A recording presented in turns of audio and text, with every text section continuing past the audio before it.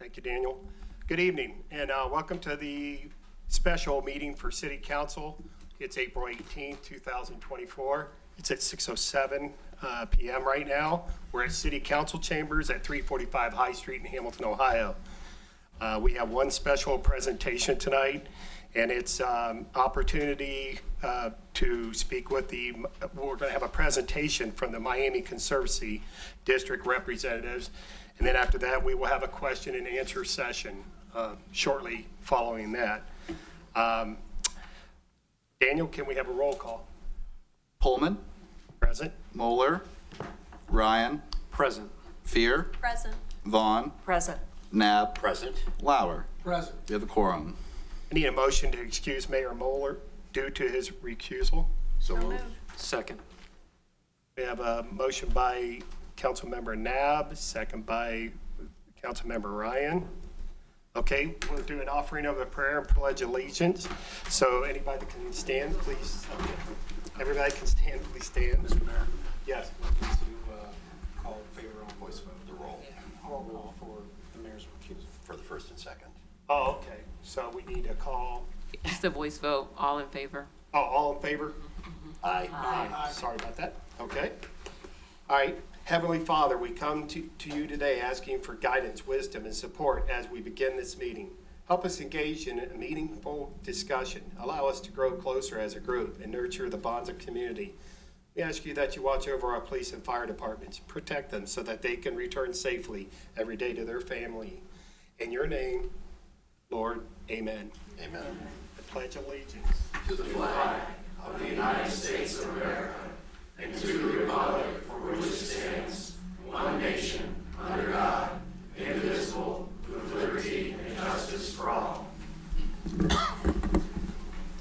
Okay, at this time, we'll have, I'm going to ask the city council to leave the dais and go to the executive seating up front. City manager will stay up at the dais. Law director will stay there, and I will too. And I need to have Mary Lynn Loader and Mr. Rentschler, Mark Rentschler, come up, and we'll have you present from here. Let's move that out of your way. Okay, and then, that's all right, I'll catch you. So there's order for you and everything. Thank you, sir.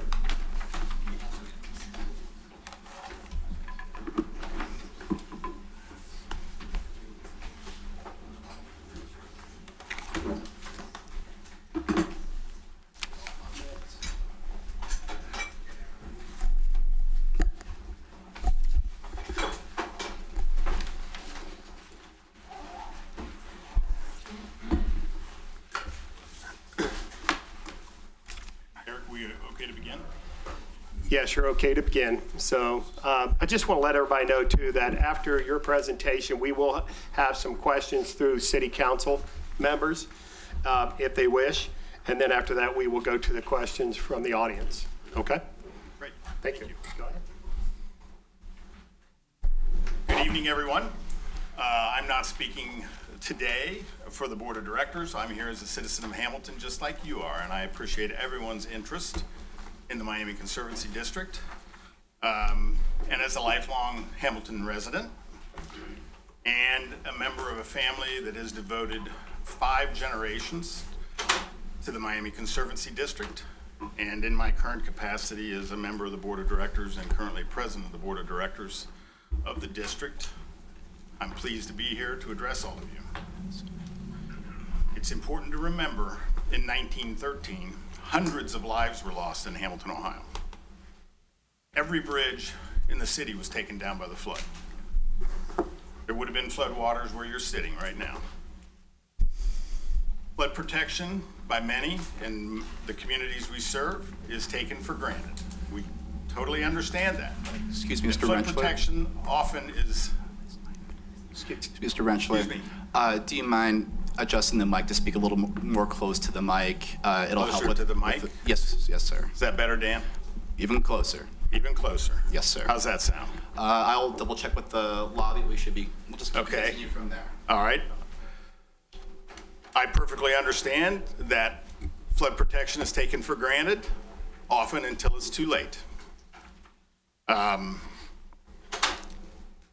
want to be clear in that I'm here to express the importance for what the mission is of the Miami Conservancy District, which is flood protection. I take that mission to heart and have during my entire 13-year service on this board. Your safety is of my paramount concern. That is absolutely our mission, and it is the critical mission of the district each and every day. Your safety.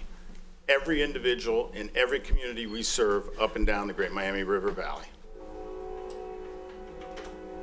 The Conservancy District also uses a board of consultants. These are literally world-renowned engineers. They are experts in dams and levees. They are experts in the infrastructure of the support of those systems. Even the Board of Consultants recognized in their most recent December report that flood protection and the assets that are doing that are taken for granted by our communities. And obviously, no one wants to pay more for the protection. I understand that. I understand that completely. But the Miami Conservancy District is committed to that mission. We will provide unfailing flood protection to protect the safety and well-being of everyone that's in this meeting and everyone that's in the community.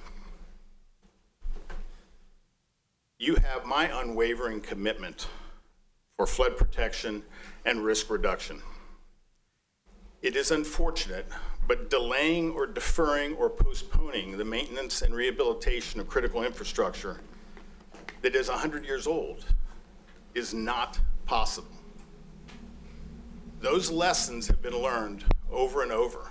You can ask the residents of New Orleans how that went after they postponed taxes and they did not address the levee failures in design that existed in that community after the Hurricane Katrina.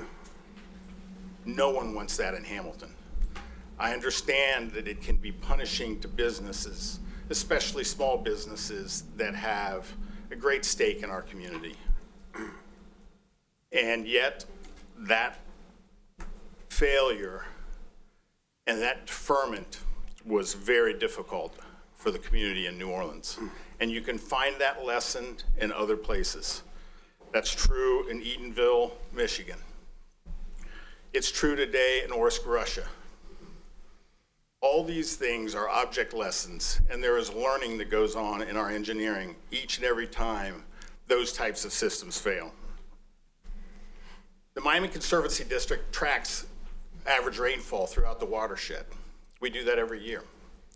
We have had a 228% increase in high water events, what we typically call retention events. That means our dams are storing water. That means someone didn't get flooded. A 228% increase in those types of events adds immense stress to a fully integrated system of flood protection. That stress creates erosion, scour, and damage to the levees and systems. And MCD spends typically between $6 and $10 million a year in maintenance and upkeep of our system. But the time has come for even more. And that capital has to be spent to enhance the features and to restore and to rehabilitate huge concrete structures that are upstream of Hamilton, Ohio. There is new and enhanced engineering that goes into this. There's learning that occurs over the time. We've spent years developing the capital plan that is what everyone seems to be complaining about in terms of their assessments. But further delays increase risks. There is no question about that, and it is considerable. We're here to prevent the destruction of businesses. We're not here to hurt businesses. We're here to prevent your destruction. And that destruction would occur if there was a flood. In our disaster plan, if Englewood Dam were to fail, you'd have about 12 hours between the time that dam failed at a high water retention rate and water would be in Hamilton at the same level as the 1913 flood. That cannot happen. We cannot allow that to happen. That would be devastating to every business in the community.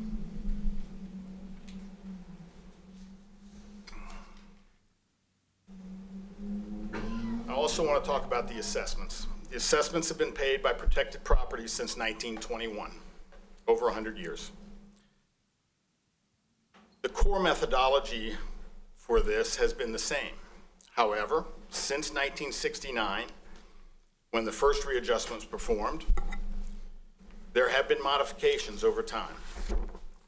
The readjustments have occurred in 1980, 1988, 1996, 2004, and 2012, which was the last readjustment. Other modifications to that process have included tall building credits, partial protection percentages, the use of GIS in the assessments.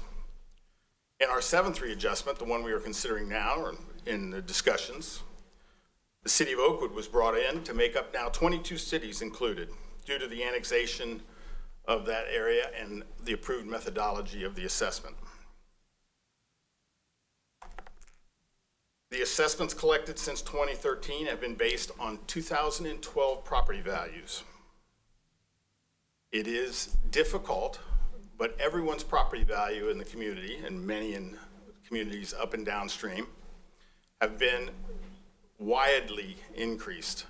I think the average in Butler County was 37% just on the basis of the last triennial change in audit, following the end of the lawsuit and the settlement by the state of Ohio against Butler County.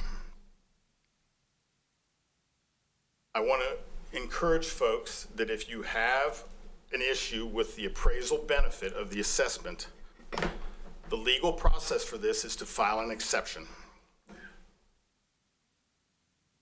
It allows you to do that. The system provides you that opportunity to file an exception. We would encourage anyone who believes they have a problem with the appraised benefit to go ahead and file that exception. That exception will be heard by a separate magistrate, and then those judgments will be voted on and approved by the Conservancy Court, which are 9 common pleas judges throughout the district.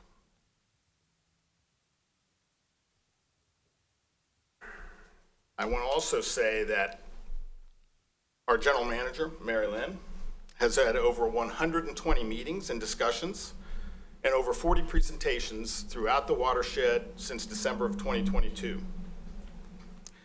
In fact, our former city manager, Joshua Smith, was very enthusiastic about the protection that the city of Hamilton received and had no prior objections to the methodology of the assessments. Following the last readjustment and in response to a statement about MCD safeguarding lives and property, Joshua Smith stated, "It's about unlocking the potential in the city," and that's correct. When you're not worried about getting wiped out by a flood, you're free to consider all possibilities. Your business exists because you're not getting flooded. The danger is deferment, postponement, delays as it pertains to critical infrastructure and what that means for all of your safety and the safety of your business. Just to give you a little bit of idea about the scale of some of the projects in terms of the work that the assessments provide. Many of you have never been to Lockington Dam. Have any of you been to Lockington? You haven't seen it. It's 6,400 feet long. That's more than a mile. We have rights to flood 35,000 acres. Those are the acres that are flooded when all of our dams go into retention and store the waters upstream of Hamilton. Remember that Hamilton is at the bottom of the funnel. The Mad, the Stillwater, and Great Miami Rivers all feed down here, downstream. During the 1913 flood, the water moved the fastest and was the deepest in Hamilton, much more so than in the destruction of Dayton. Many of you will ask what you're buying with the assessed values and the benefits that you're receiving. What you're buying is your safety from another 1913 flood.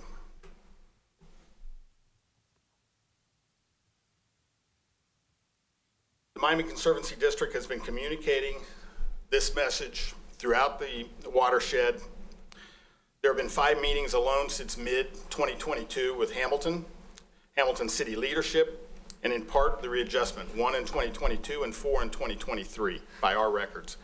In December of 2023, the general manager shared the preliminary assessment numbers. In May of 23, City Council heard an update from the general manager, and I read a quote, "The readjustment process was delayed.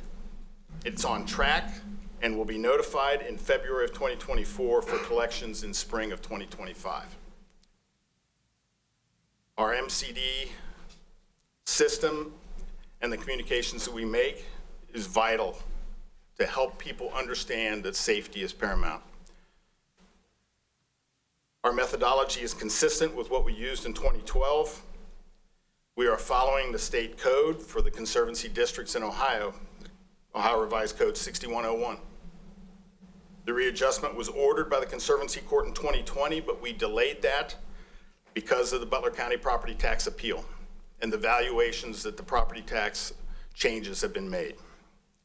This was resolved in 23, and so therefore we began to complete our process.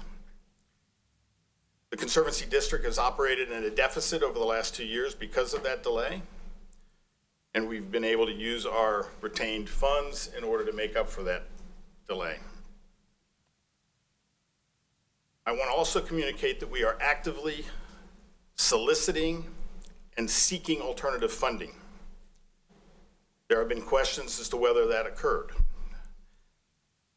The Conservancy District is now seeking substantial grants from the state of Ohio and the federal government.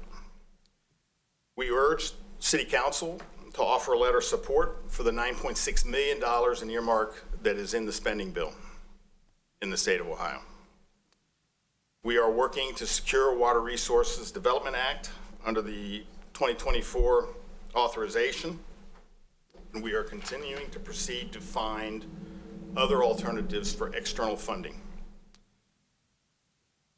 There are FEMA high hazard dam grants. These are projects that must be shovel ready for state capital bill, and there are $6 million in requests being made for that.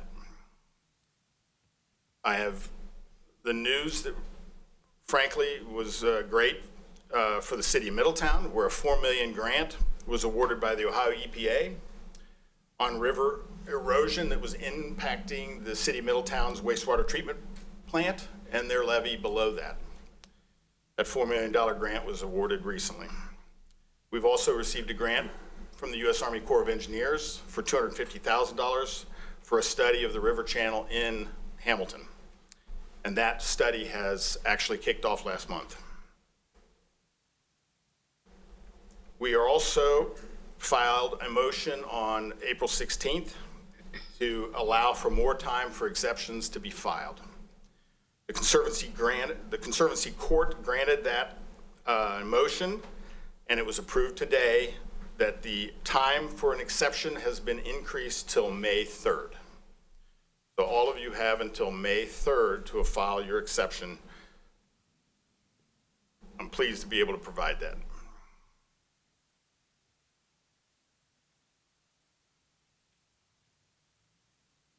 Miami Conservancy is also in discussions now with the Hamilton Community Foundation to create a benevolent fund to assist and offset the costs for nonprofits, 501(c) organizations that receive assessments and that may create a hardship for them. We're working with the Community Foundation to set up a new fund that would assist those nonprofits in the flood protection assessment payments. We'll work with the Community Foundation to find an equitable distribution methodology depending on the amount of funds that become available. Community Foundation will help advise the Miami Conservancy District on the appropriate criteria on which that agency could apply. I've had numerous conversations with other city leadership over the last several months. We are planning now for the 8th readjustment of benefits. By code, we are not permitted to do that until every 6 years. That's the earliest it can be done. The Board of Directors have directed the district to explore all funding mechanisms for the 8th readjustment. That accounts for all benefits to the counties that we're serving. We are already engaging reviews with other conservancy districts and will include community stakeholders in that process. I think that's a great thing, but it will take a lot of time. And being able to define the benefits of the district across all of the properties within the watershed will be a very important process.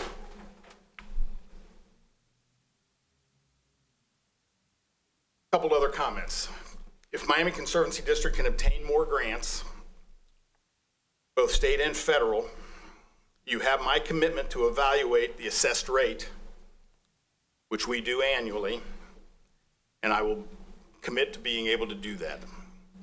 The more grants and the monies we receive from both state and federal sources, the more money that does not have to come from the direct communities being benefited by that. I am without a doubt committed to our core mission of flood protection. Your safety is my number one mission and my number one concern. Your safety comes first, each and every one of you. I'm here to support the businesses because we're not here to allow you to be flooded and destroyed with a catastrophic flood. I know it's hard for many people who don't live in the generation of 1913 to understand what that would have been like and what that was like. But the Conservancy District fulfills that mission each and every day. Our goal is to keep Hamilton free of flooding and keep each and every one of your businesses dry. Mary Lynn, our general manager, and I are happy to respond to questions. And we thank all of you for your interest. And I hope that you understand that this is critical infrastructure, which is protecting every one of you. And that's vital to the future of the community. Thank you, and I will take any questions, as will Mary Lynn. Thank you, Mr. Rensler. Do we have any questions through council? Councilmember Fear. Microphone, yeah.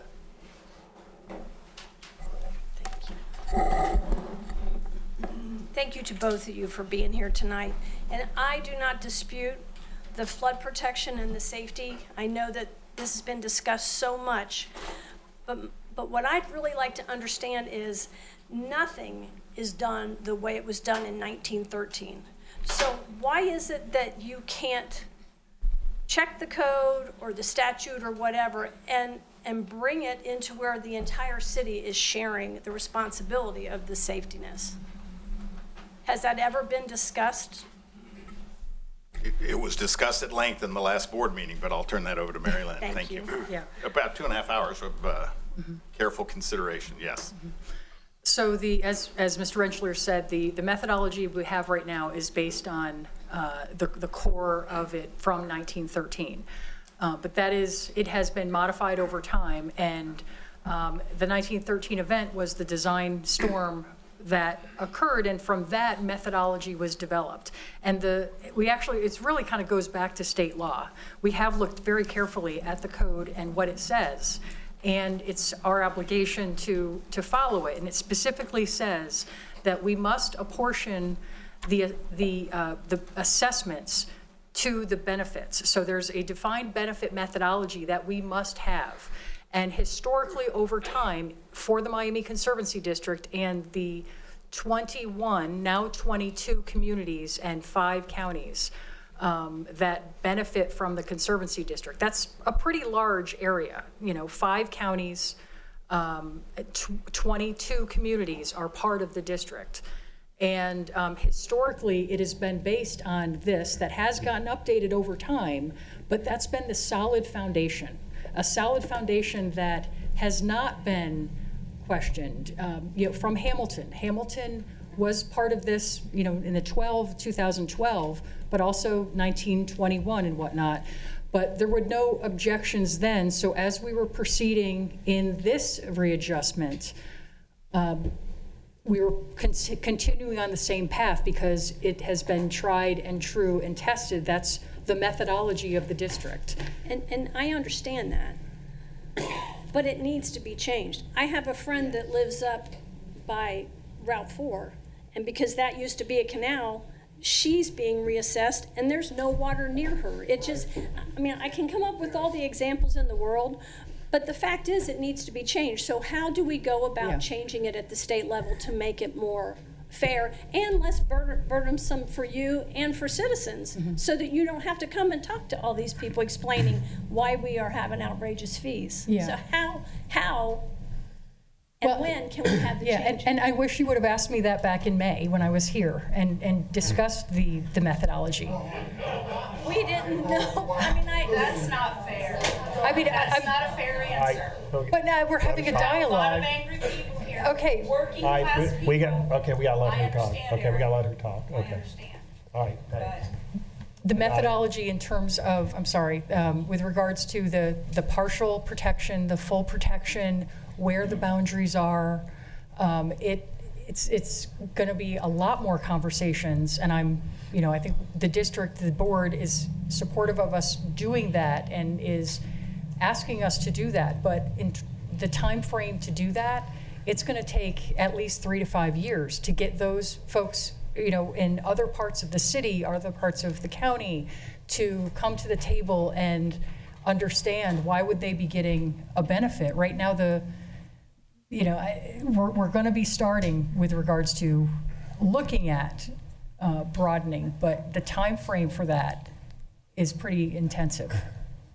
to me, it should be a priority for what you guys are trying to do. It is. So, thank you.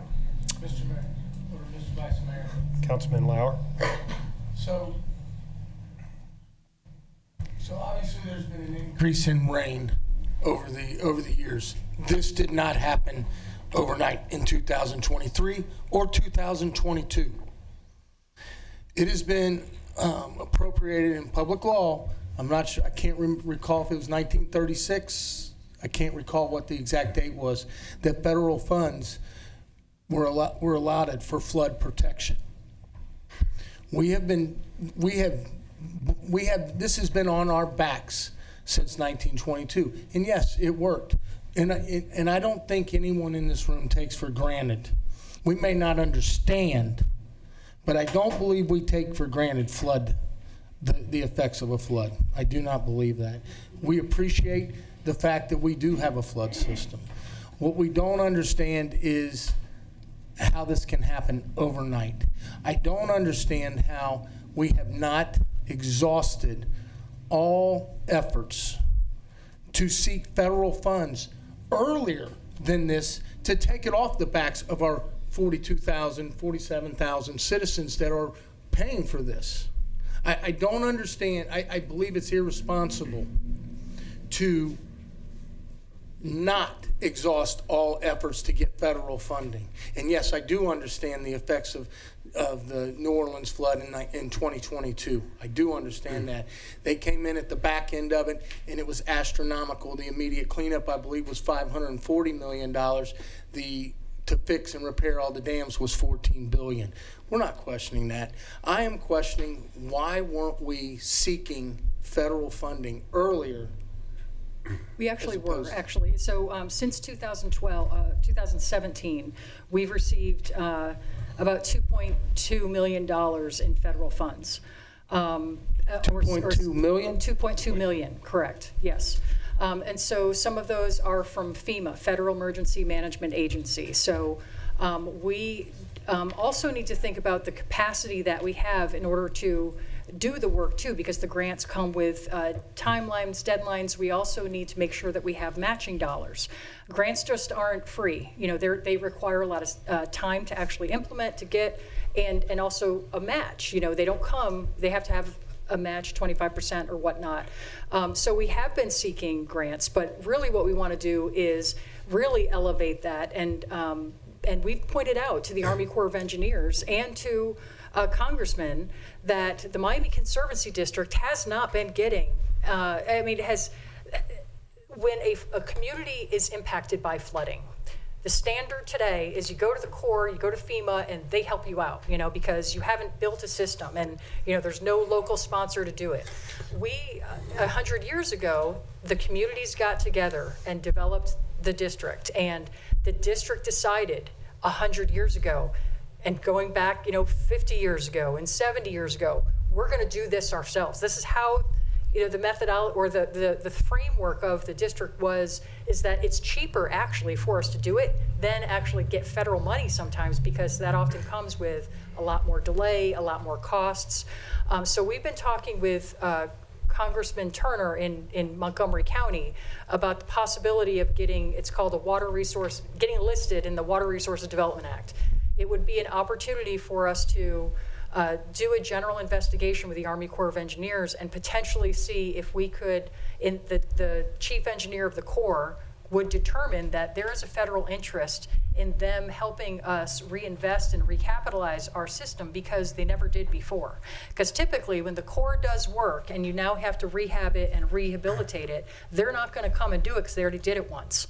They never did it here for us. So we're trying to make a very strong case with the Army Corps, with Congress first, with Congressman Turner, and any other elected officials that would like to help us out, to try to make the case to let's get some federal a general investigation listed under Water Resources Development Act to make that happen at the federal level. We've also identified the state capital bill as another opportunity. The state has a lot of resources, has a lot of funding available, and is specifically trying to get those to priority areas. I can't think of a better priority than the Miami Conservancy District's flood protection system for the state capital bill to provide us with $9.6 million of designs of 3 dam rehabilitation projects we already have designed by FEMA dollars. We got a grant. We got grants to design those projects. They're already done. They're shovel ready, ready to go. I've got 16 communities, 16 cities have provided letters of support for that. 2 counties have provided letters of support for that. I would love to get a letter of support if the city of Hamilton is really, truly willing to help us. Let's go to Senator Lang and ask him for support. The city of Hamilton is willing to work with you. Our issue is not the fact that we're not willing to work with you. Our issue is that you tell us that you are held to a statute that is outdated and has not provided the federal funding to get us to a safe point. I feel your sense of urgency. I do. And I understand that we need to get this done. However, this urgency didn't happen in May of 2023. This urgency probably didn't happen in 2018. It was probably a gradual process, I believe. Am I correct, or was there something? No, and the same thing is true of your property value. It didn't change instantly either. So when you're looking at property values that are the basis of the assessment, we were using 2012 standards for those. So I understand, but when they have gone up, dramatic change for people. when they have gone up 500% to some of our citizens, that is not hard to swallow. And those properties, it's impossible to get those that. properties were undeveloped, perhaps, in 2012. No. Did not exist. No, sir. Okay, under that circumstance. All right. No, sir. Yeah. No, sir. 500%, that's what not- mine went up. No, sir. I've never had a tax raise in my life, 500%. And I don't believe that you would be willing to accept. I think it'd be hard for you. I think it would be hard for you to swallow a 500% increase. And We understand that is a distinct hardship. Correct. now, one of the other flaws. It's unfair, it seems illegal. Carrie, you have to wait until audience is finished, Well- okay? I don't We care. have to wait. I I don't know, care. but you have to wait, okay? That is the rules. One of the flaws that I find more than difficult to swallow is the effect on our families who are one flat tire from deciding whether I've got to pay my electric bill, I've got to pay the gas bill, I've got to pay a phone bill, another car payment, and then for some of them to have to deal with that is impossible. I see the children every single day that come to school and they have to decide, they get to eat breakfast and lunch. And then they have to decide, their parents have to decide, man, what am I going to do to get food on the table that night and don't have it? And $250, man, that's difficult. It's as difficult on them as it is Sam Byler with $477,000. I struggle with that. I just want to respond to your question with regards to, federal funds. The law is not restricting us from getting federal funds, and that's why we are aggressively doing that. But I feel that you guys should have took the responsibility, without question, to be actively seeking federal funds more actively sooner than we have.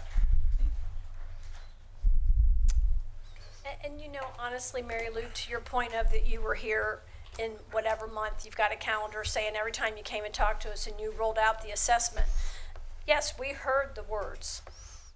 But when we saw the numbers that were being hit on our citizens, I would have thought when you saw those same numbers, you would have said, well, we need to back up the truck and rethink this. This is not how we do this. So to say that we were warned, yes, maybe in theory, but in hard numbers, we had no idea, or we would have started this conversation much, much sooner. Mr. Vice Mayor. Councilmember Nab. Thank you for joining us this evening, and thank you for being able to answer many of the questions that might be proposed to you tonight. You talk about a 12-year plan. Where have you been? Please don't share that we started this process 12 years ago and here we are today. That's unconscionable. I've had calls from constituents, as Carla said, that are not quite in what we would consider to be the floodplain, that have now received assessments, really? And our business owners, our business leaders, the moratoriums that are being talked about development in Hamilton as we have prospered these past 10 years on a planned trajectory, on a business plan, and to come to us and tell us that you have a business plan that we were not made aware of, I'm sorry, that doesn't work. It doesn't work for any of us here in the audience that are listening to your proposal. Last week, I presented a resolution to put a two-year moratorium on this to be able to build a business plan. My business that I just retired from, we had structured business plans in place. I would suggest that the Conservancy should have a structured business plan in place for all of us who are downriver from these dams and these reservoirs that you talked of, Mr. Rentschler. We understand flood protection. We understand the necessity. We understand that we are protected right now and the repairs have to be made. Please do them structurally. Don't come in with an overnight idea rather than a plan. This sounds to me like an idea, an ill-conceived, unacceptable idea. And what you presented to us in the past year and a half, Mary Lynn, and I've been in those meetings through the Vision Commission, through neighborhood meetings and things like that. We never once talked about 500% increases. We never once talked about taking someone's assessment from $600 a year to over $10,000 a year, from $174 a year to $7,800 a year. Those are unconscionable. Councilman Lauer, we are all sitting here tonight, we all have prepared statements to be able to share with you our displeasure at what you're presenting to us. We need to pump the brakes, and I'm glad we have an extension now until May 3rd, thank you, but that isn't sufficient. We cannot go forward with these assessments that you have levied and told our property owners, whether they're residents or businesses, what they must do. They will not be able to do it. I had a businessman call me today who has a property on B Street. He said, I will have to close my business, small business. So please, please reconsider. There's nothing in granite. There's nothing that said you must. You have a governance board. We have the judicial seats. We have all of these things in place right now to be able to assist the city of Hamilton in a time of need, and we are at that time of need. Thank you very much.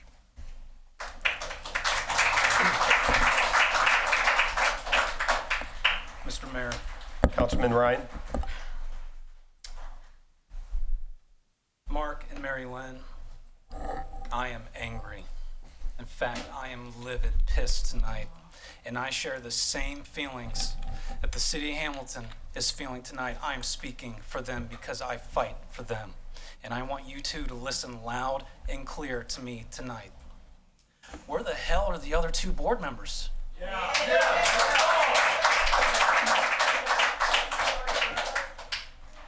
They deserve to be here. Our residents deserve to hear from them. Our businesses deserve to hear from them. I highly recommend that you tell them to get their asses down here and speak to this community because we deserve better treatment from the board.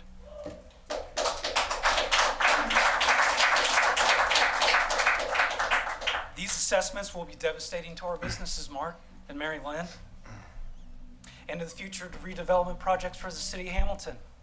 Simply put, no businesses will be coming to Hamilton ever again.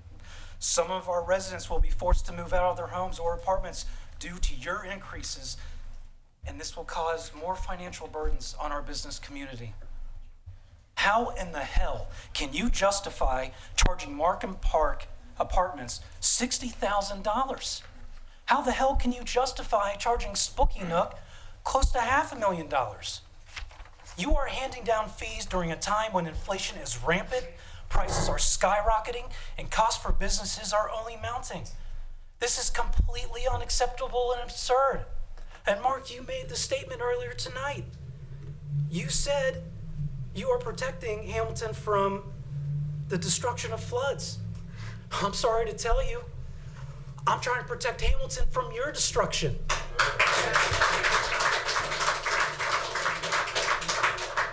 On your website, you state your mission is, quote, protecting lives, property, and economic vitality. We know you protect lives and property. I'm not here to argue that. But you will destroy economic vitality in this city, and I will not stand for it. You will ruin our economic development opportunities, and you will cause our businesses to close. And to me, that is a literal damn shame. Before you leave tonight, I want you to guarantee our residents and our businesses and this city council that you will stop this process immediately and that you will work with us to negotiate, to reduce these fees, to reduce what you are negatively impacting our business community and our residents. You must reduce these unjust and unfair fees immediately. The very entity that was created to protect us, unfortunately, now is the very one that's going to destroy us. Thank you. Councilmember Vaughn. Thank you. Again, thank you both for being here tonight. I echo what my colleagues have said here on council tonight. This is extremely troubling. I guess my question is, how will this be sustainable when we lose a Spooky Nook and $500,000 a year that you're asking for? How will we sustain, or you sustain, the amount of dollars needed when we have no new businesses coming to town? Our small businesses are closing. Is there a plan? A plan for sustainability of the assessment value? 6 years from now, when you come back looking for money again and possible reassessment, and these businesses are gone, millions of dollars will be lost. What's the plan? The readjustment of benefit process, it depends on what we work out between now and 6 years from now as to how that assessment would be executed. So I think it's important to understand what the direction would be coming from this to determine how that would change. Because I think what you've come into is a cash cow with Hamilton and our redevelopment and the success of this city.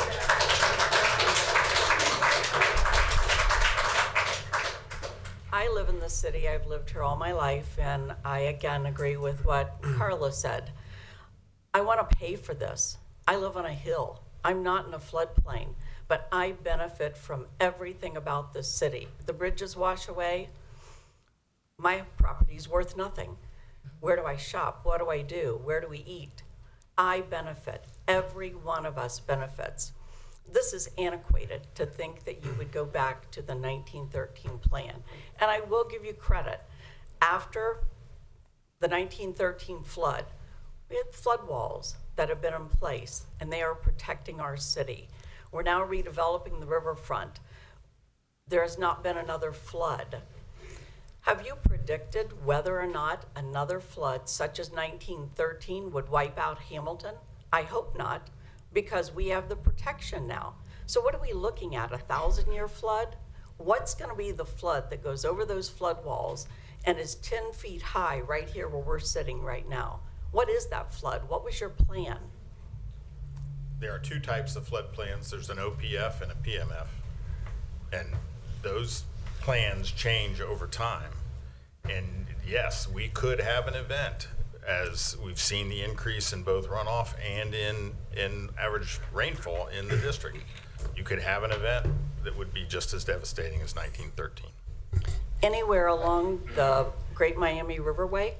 Or are you talking only Hamilton's, the only city that could flood? No, it could happen throughout the rivershed. That's correct. Throughout the watershed along the river. Yeah, It depends on where a failure point might occur. There are hundreds of protrusions, as an example, in the levee system for storm sewers and other types of utility pipes and things like that. All those are weak points. Those are all considered to be weak points in levee systems. A failure could occur in a variety of locations. But the 9 counties, only 5 are paying into this, correct?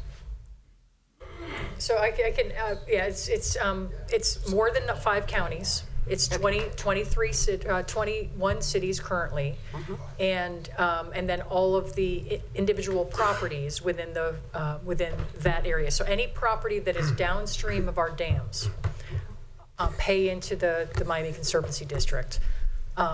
And as Mark mentioned, we have 35,000 acres of land upstream of those dams. So in effect, for those communities, we have taken development away from those communities because we have perpetual rights to flood that land.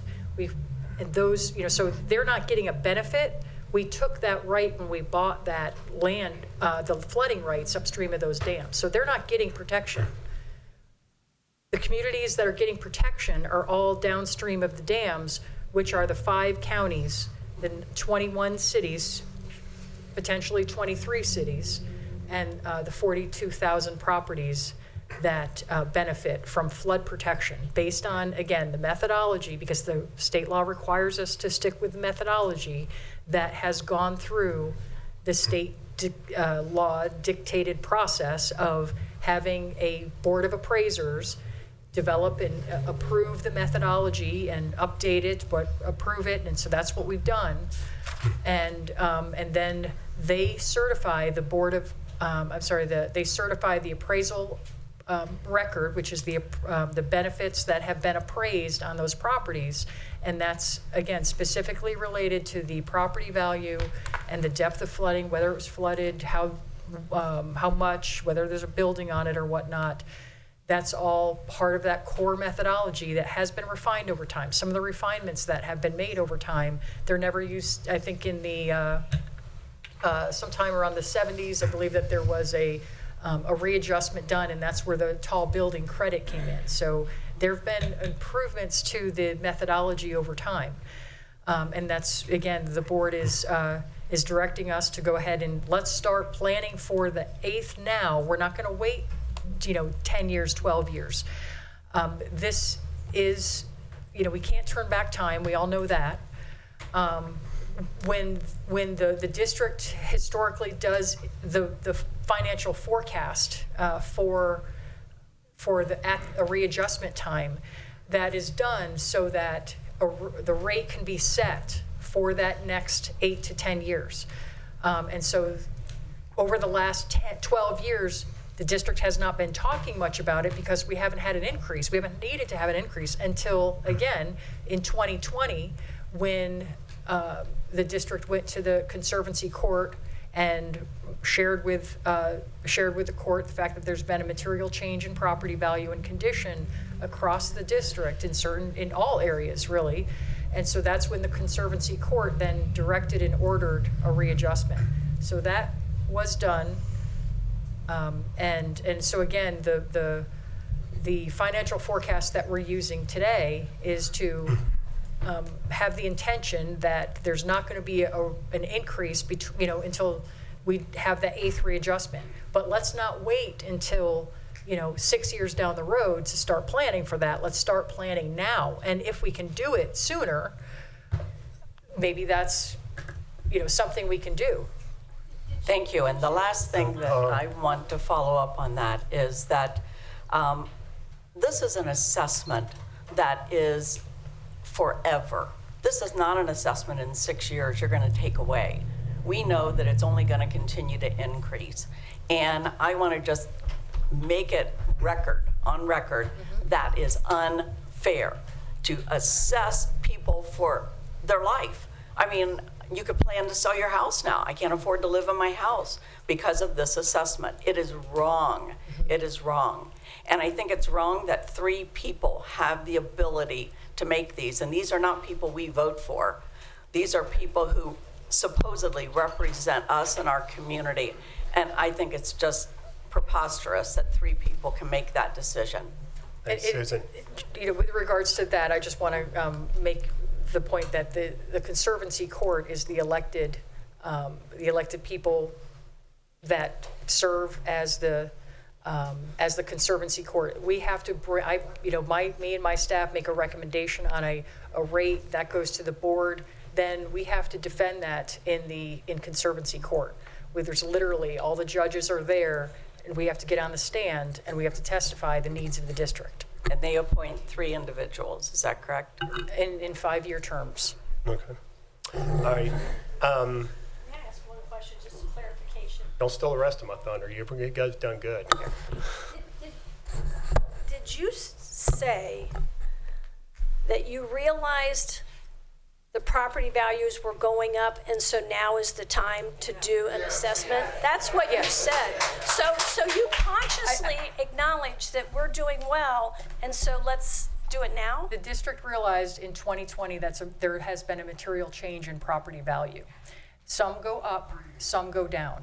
There was a tornado in Dayton in 2019. There were several buildings that are protected by the Miami Conservancy District, and those buildings were wiped out. Those property owners are still paying today as if that building is still there. So the equity part of this is that sometimes the value goes up, sometimes the value goes down. But the more you have value in your property, the more you might want to have protection, because if a storm, an event was going to wash you out, that's going to impact your business, your livelihood. So it's a material change in the property value and condition. So do you know how we go about changing the structure of the board and the judges and change everything? If we don't feel like we're being supported? 6101 is the section of state law that we must follow.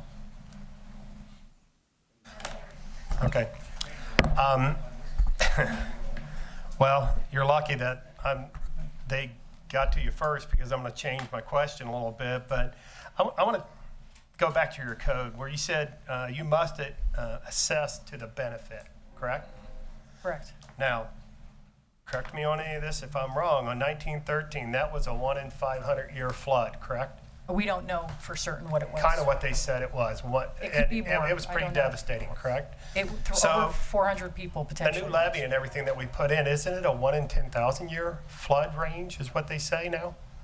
I'm not sure. I mean, isn't that what they said, that the levee's so good that it's a 1 in 10,000 year, it would be a 1 in 10,000 year flood as well as we have the protection now? Is that correct? You can't define it under those terms anymore, but what you can say for simplistic sake is the system was designed to handle the volume of a 1913 flood plus 40%.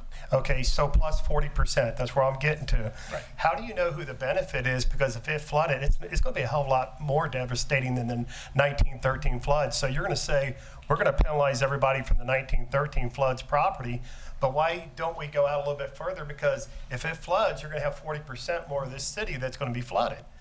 And so you're just making these people have the burden. As a citizen, I'm not in the flood range at all, okay? My business wasn't in the flood range, and I know it would devastate me if it was.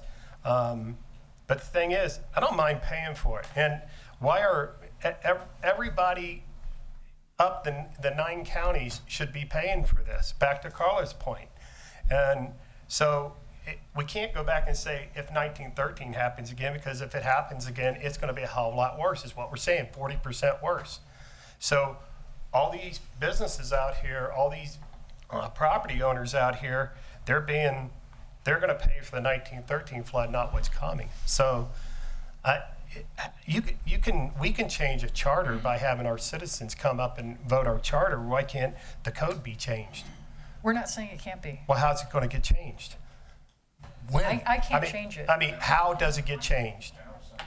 I think the state legislature is responsible for writing codes in the state of Okay. Ohio, as best I understand it.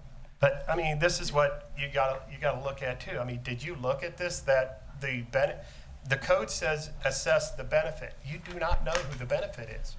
So why couldn't you go a little bit further out? Does that make sense? It does make sense, yes. Yeah. At least 40%. I mean, you're saying up here 40% worse of a disaster. So, and again, just for conservatism, that's how the engineers at the time, 100 years ago, wanted to make certain that this never happened again. And let's build a system that's going to be resilient. And they, again, in their foresight, put the methodology together. It's been enhanced or refined over time. And it will continue, I would think, is going to get refined and enhanced over time. This is where we're at right now. Well, the problem is after you assess all this and everything, if a flood came anyway, who gives a crap? Because it's all going to be gone anyway before the flood hits it. So, but one thing, I want to just say, if when we get to that point of asking, some of you who aren't in the flood protection system, this is going to be a lot of debate and discourse, and I welcome that. But we're going to need people, to show up to meetings and make comments of the need for it's not just on these communities. It's, there's other benefits. And, I've been in a lot of different public engagements before, of thinking very much outside the box and whatnot. And this, it takes input and support to be able to get to that point. And I think that's what we need to do ultimately, and that's why the board has directed us to go ahead and start now on that, because that's not going to happen overnight. I think your point is interesting, because there'd be a lot of speculation as to where the water flows would be. Mm-hmm. And then you'd have to model that in a different way. The engineering would have to model that and then determine what the protection rates would be and how the benefits would be for an expanded flood. So I think that would have to be part of the next, engagement. And I don't want to take up all the citizens' times either, because we really need to get to that. But it's, again, I think that has to be assessed a lot different. That line must assess to the benefit, needs to be a broader range. And we have to figure out how this range, because I think most citizens in this town, if you could spread this over 9 counties and every citizen and every property owner there, I should say every property owner, I don't think people are going to disagree with that. Yeah. Mm-hmm. So I think they're going to take. People use the main high bridge, I mean, everybody. It's the same principle. Yeah, the river everybody has a use for the river, going across the bridge. So, Council, I'm going to go ahead so we can get moving on this, but I'm going to go ahead and go to the questions to the Miami Conservancy District representative and answers. And individuals who wish to make comments or ask questions related to the Miami Conservancy District may speak during this part of the agenda. All individuals who intend to speak are required to sign the book, which I have right here, that was in the back of the room. Each speaker, we need 2 minutes, is allowed 2 minutes, but may be restricted due to comments or questions being repetitive. So if you really have your question already answered, what we're asking you to do, if you already heard your question answered and you don't have any more comments on it, please, if I call your name, I'll go down in order here on this book. Please say, I've got my question answered. And again, you can write any of your questions. If you come up with questions afterwards, we can send them to, thank you, I'll move up. We can move them, we can send our questions to our city clerk, Daniel Tidyman, and we'll make sure they get answered for you. So if you think of something after tonight too, okay? So, and everyone on this council is available to you. I don't think there's a single council member that will not call you back. So you have our numbers, and if you need it, we all have cards that we can give you, okay? Eric, I think that's important to note is that we don't have an answer tonight too. We will have to respond once we know the answer to the question. That. So please, that exchange should continue. Okay, so again, the comments, we're gonna keep a timer on it for 2 minutes. First person we have is Co Wilburn. I'm gonna make sure I read these right. That's correct. Okay, and if you would, just state your name and address. My name is Co Wilburn. I live at 418 Short Street. I want to thank you for giving me the time to speak. A lot of the questions I have been answered, but I do have a couple that are pending. Now, Ms. Lauder, you made a statement that any property downstream of the dam is protected. Begs the question, how come all properties downstream of the dam aren't sharing in the expense?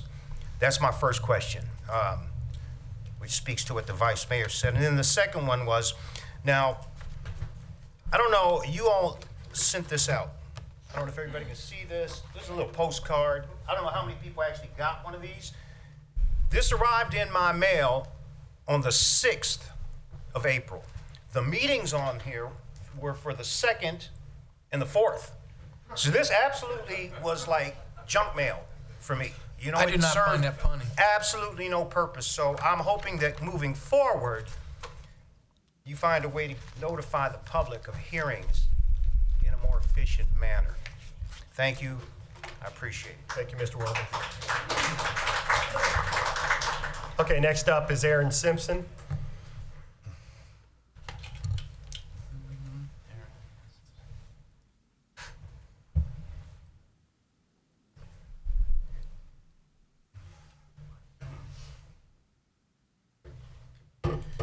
Hello, my name is Aaron Simpson. I live at 411 Brookwood Avenue.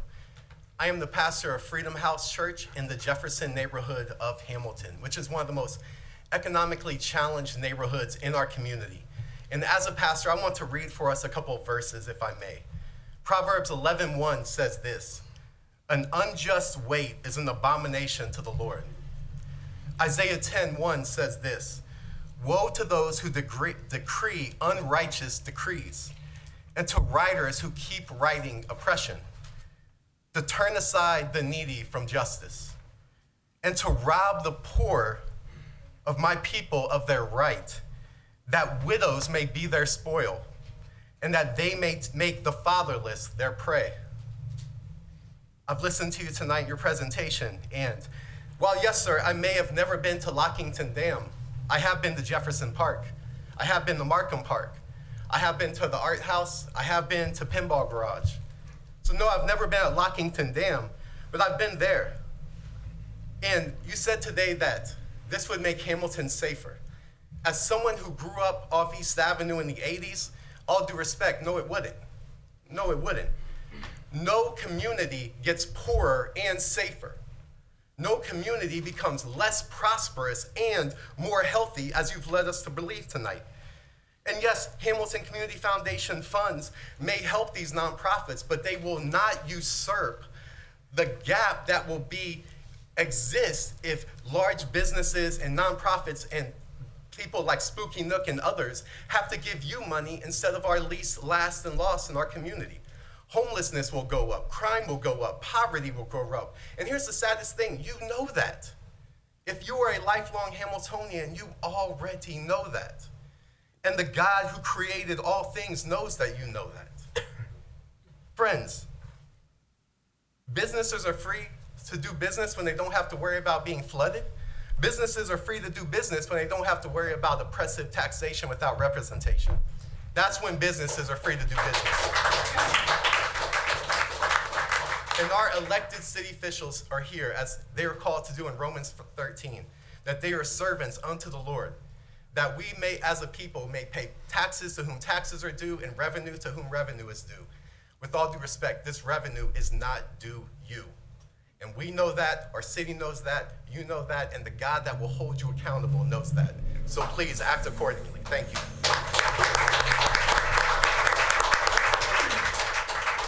Thank you, Aaron. Next up is, I hope I get this right, R.M. Shire? Is that Shearer? Shire. Okay, I did get that right. Yes. Thank you. Thank you. I live at 121 South B Street. It seems like I'm penalized because living there now, we have to pay this increase. And like you said before, a lot of people don't pay it, but we do. And also, with this huge increase, do you really think the Spooky Nook and the Marriott and Hilton would have come here?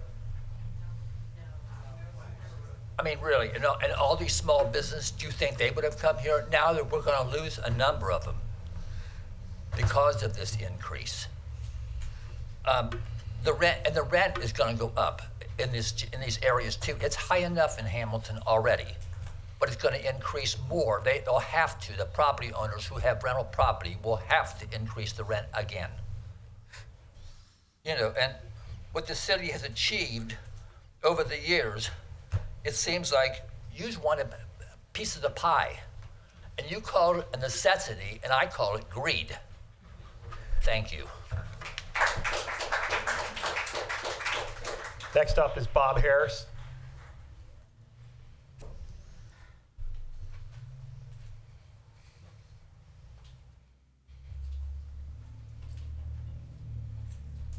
Bob Harris, 429 South 2nd Street, president of the 2nd and the 4th Ward.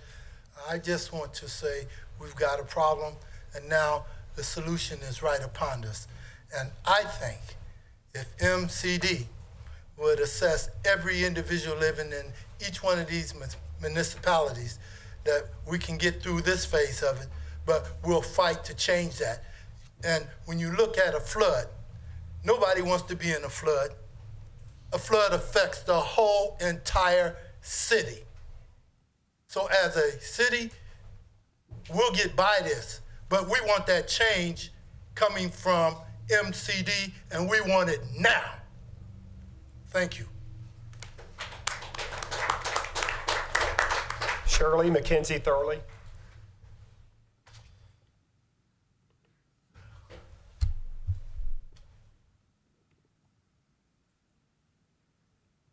I'm Shirley McKenzie Thurley. I live at 126 Buckeye Street, Hamilton, Ohio, United States.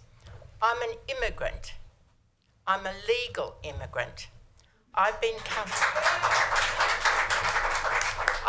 coming in and out of this town for 25 years.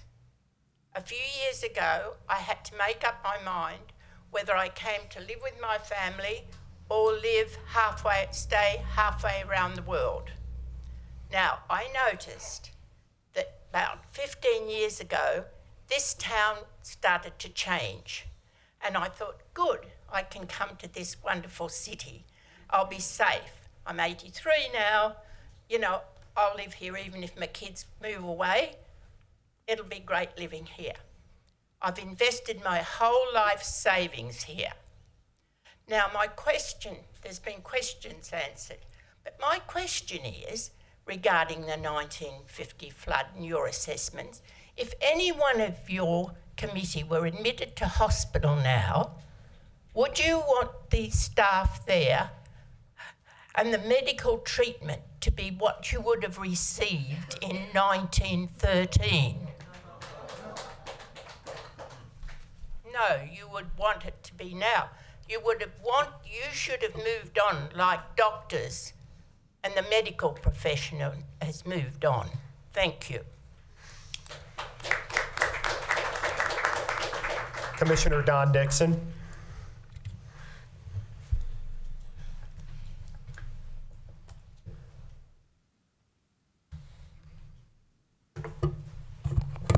Thank you for being here. I appreciate both of you coming here tonight. Mark, I appreciate what your family's been involved in with the MSD for all these years, centuries. it's a great record. But I want to remind you that I'm not here just representing Hamilton. I represent all of Butler County. That's Middletown, Fairfield, everybody. Every one of these people are part of our team, and we represent them, and we do what they want. Well, I don't want to represent you anyway, but that's okay. Anyway, my point is, we didn't sign a support letter to go to the state for the extra money. And I've had conversations with Senator Lang and a few of the other representatives. I think we all have some issues with that. And our issue with that was, tell us if that we get on board and get more money from the state, will that come off of the assessment that we're about to get? And the answer was, we can't tell you that. And I have an email that says that. Okay? So, and the first I think that came before the county commissioners was maybe 6 weeks ago. And I think that since we are part of this community, and all these communities, someone would have been talking to us also. You know, because we work with all these folks. We do this in a vacuum. The senator, the state reps, the council people, the trustee, we're all in this together. And that's why we're all winning at this particular point. Why now do we have such huge assessments that's so urgently needed that our taxpayers have no recourse other than to pay? At least with taxes, our residents get to vote.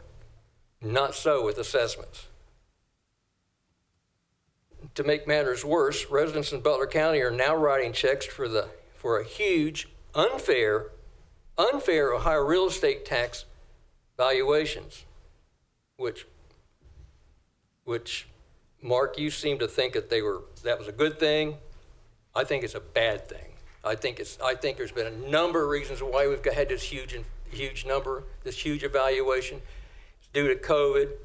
It's due to a lot of other things, which puts stresses on supplies and everything else, land, everything else. So those numbers are going to come back down. They're not going to stay up. So we're going to deal with that in the next session with the senator and the state reps.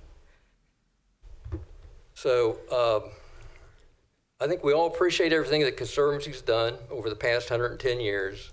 However, we have paid our part now, and it's time for the federal government to pay theirs. This has to be broadened.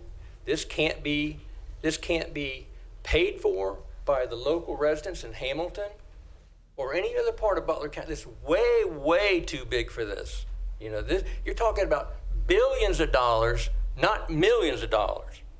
And we all understand the need for it, but let's put it where it lies. You know, if we can't talk to the federal government about supporting our citizens and their safety, when they're sending billions and billions and billions of dollars all over the world, something's wrong with this picture. So we're all going to be on board. All of our state reps, senators, everybody else, we're going to be on board pushing that issue. But Mark, we need to get more funding from the right source. And we appreciate your time. Thank you. Thank you. Yeah, I want to be clear. I don't think the assessment values were a good thing necessarily, and I think the state mandated a big change in that regard, and I think a lot of people are feeling the negative effects of both of those factors. So yeah, I want to be clear.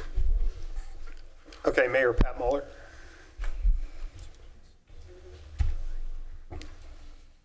Pat Mueller, 223 South Front Street.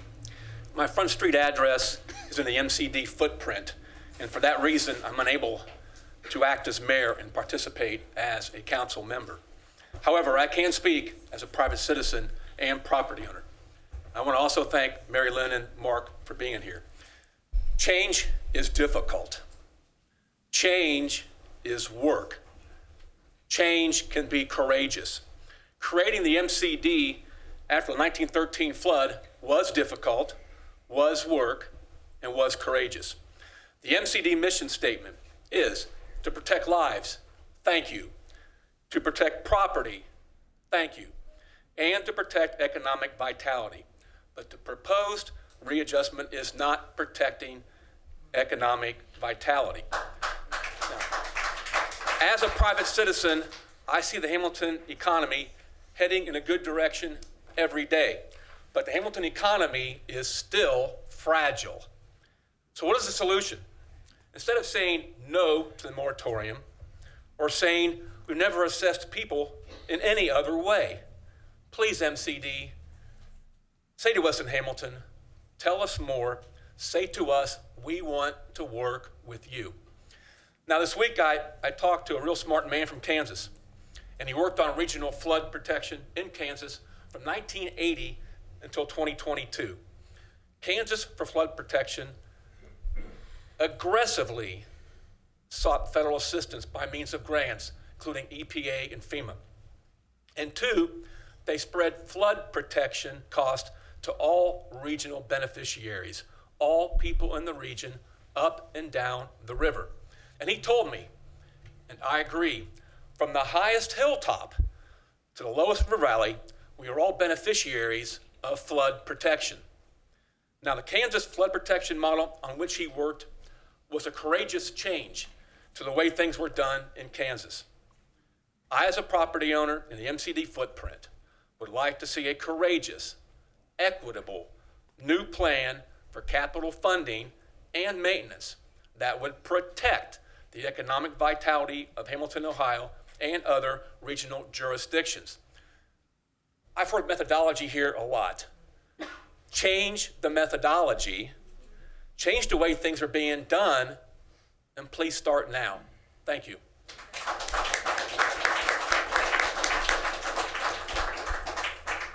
Up next is Ronald Carr.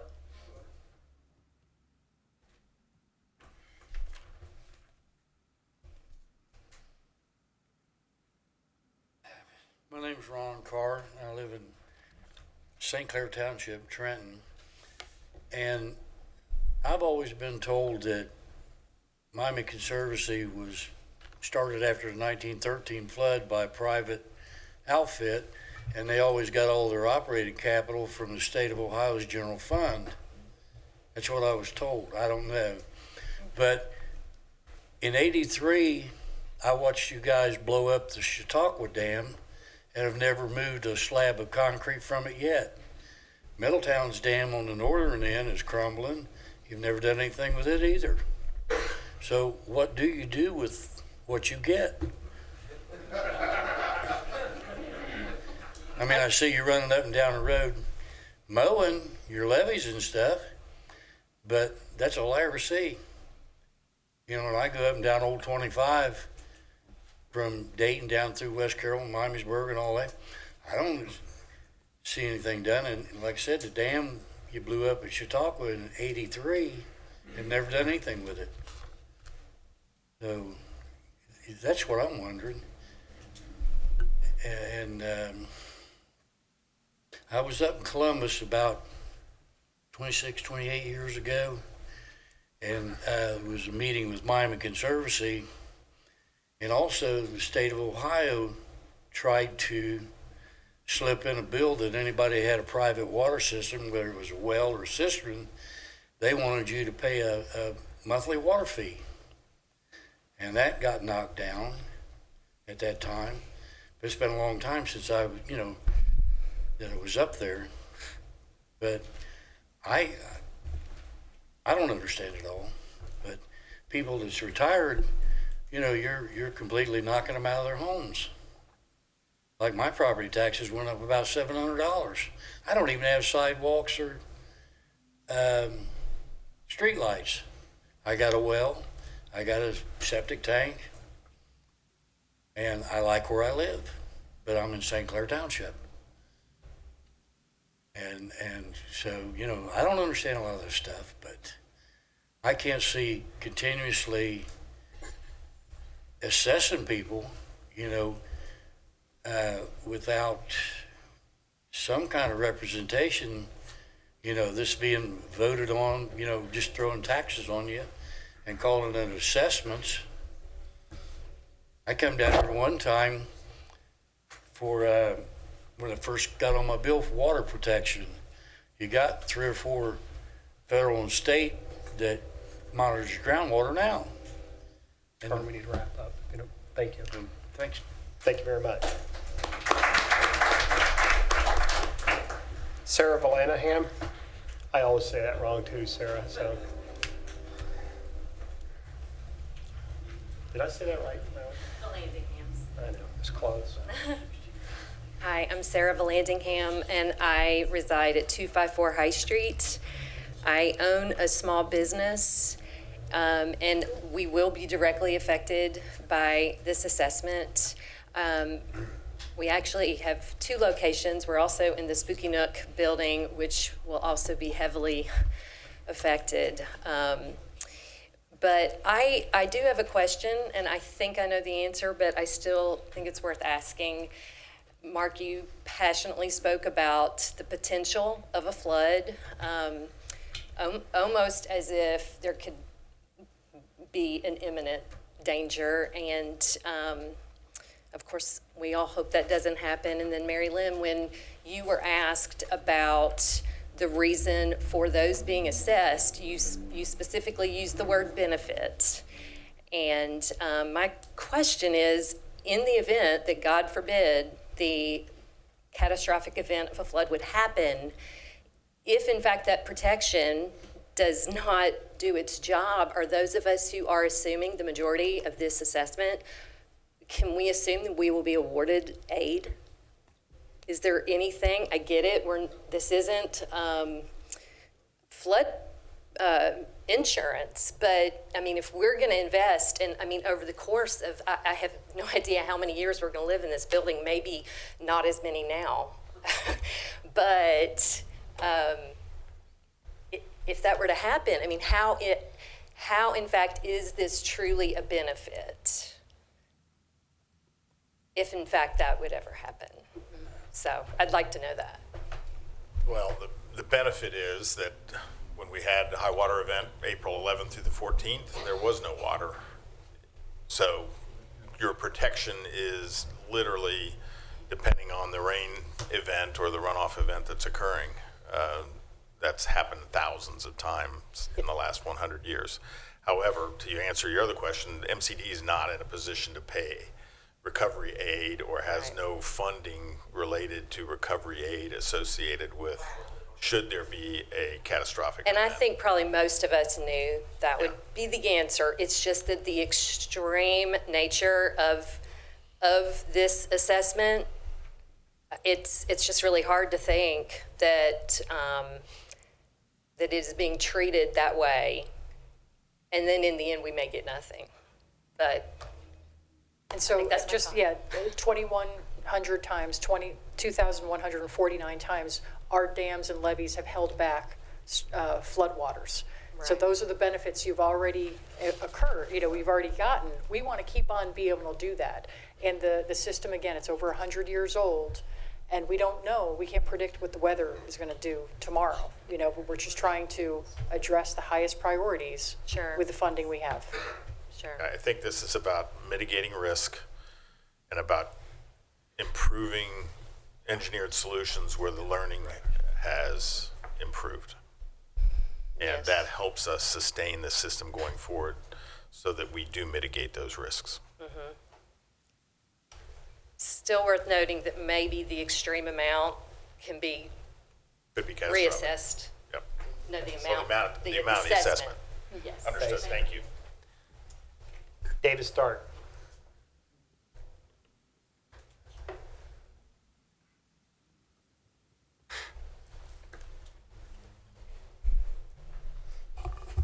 You have to move that up. I might have to sit down here for a minute. Can y'all hear me okay? All right. Thank you, David Stark. I live, work, play, and create at 222 High Street, downtown Hamilton, Ohio, 45011. In that capacity, as manager at ArtSpace, I find myself in a position now of having to raise rents on the quote-unquote starving artists who participate in the low-income housing tax credit program. I do appreciate that for the first time I'm hearing tonight, which I didn't hear at the open house meeting in Dayton, that there may be some consideration offered for hardship for nonprofits and other entities like ours. Still though, I don't just represent ArtSpace. I feel like I'm a person who's lived their best Well, the best years of my life have been since y'all last reassessed. We'll see how the next decade of my life goes. And I have solidarity with a lot of the folks outside and in this room. So I think you've heard our frustrations, and as has been the story of my life, my sister always beats me to the best questions and punchlines. But I do ask for a little bit of clarity, Mark. In your opening statements, I think before he had arrived here, you seemed to pitch it as that our former city manager had offered, was it a statement of endorsement to this assessment plan? Now, did he offer that when the numbers had been released at the end of March? That was in 2012. Oh, in 2012, he had clarified. Oh, I see. So Joshua Smith hasn't, no one has, from this board has said, this is a good idea. So just to be clear, that was from, I haven't heard that currently. yeah. I'm hoping I hear a little bit of that, but I haven't heard it currently yet. So. Yeah, I see. Now, one more question too. The MCD has a very unique position in that they have the ability to create these assessments through whatever the code is. And yet they also have all these protections. Are you guys, in terms of your designation, are you a for-profit?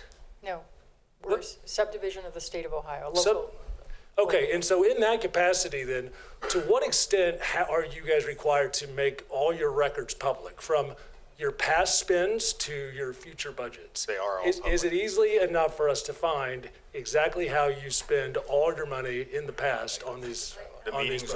meetings are public meetings, and the records are public records. Yeah, okay. And our annual report is posted on our website as well, which does have financial statements in it. And have you released the 2025 budget yet? We are not in 20, no. Or the 20, no, not yet, okay. So we don't know exactly where. 24 budget is public, yes. So in other words, we don't really know exactly what we're getting by paying these assessment rates, other than the general idea that this is offering us this blanket protection. What does Hamilton really get besides that concept? Are we going to have cleaner water? Are we going to have activity on the river? What are we actually going to see here? I can, so we have two different assessments. We have a maintenance assessment and a capital assessment for 2025. Currently today, as we sit here, we only have a maintenance assessment. And we currently have about 36 employees that maintain the flood protection system from Shelby County down to Hamilton County. 36 people are responsible for, mowing the levees, addressing burrowing animals and, failing levees or Failed pipes and inspecting. Erosion conditions. Last week when we had the high water event, we closed probably floodgates in Hamilton, in Middletown, in West Carrollton, in Moraine, and Troy and Piqua. We have a pump station in Piqua. We are operating the system. You don't see it because it's not something to see very much, but we have people who are doing the operation and maintenance of the flood protection system. That is our maintenance assessment. We have tractors, we have fuel equipment, fuel, and $200,000 a year in gasoline. $200,000 just this year, last year, in new mowers that we have one robotic mower, for example, because we have steep slopes and it's dangerous for people to be on a big tractor. And, so we're doing that kind of stuff. That's what you're going to get. We're going to keep on maintaining the system to the highest standard that we have funding for.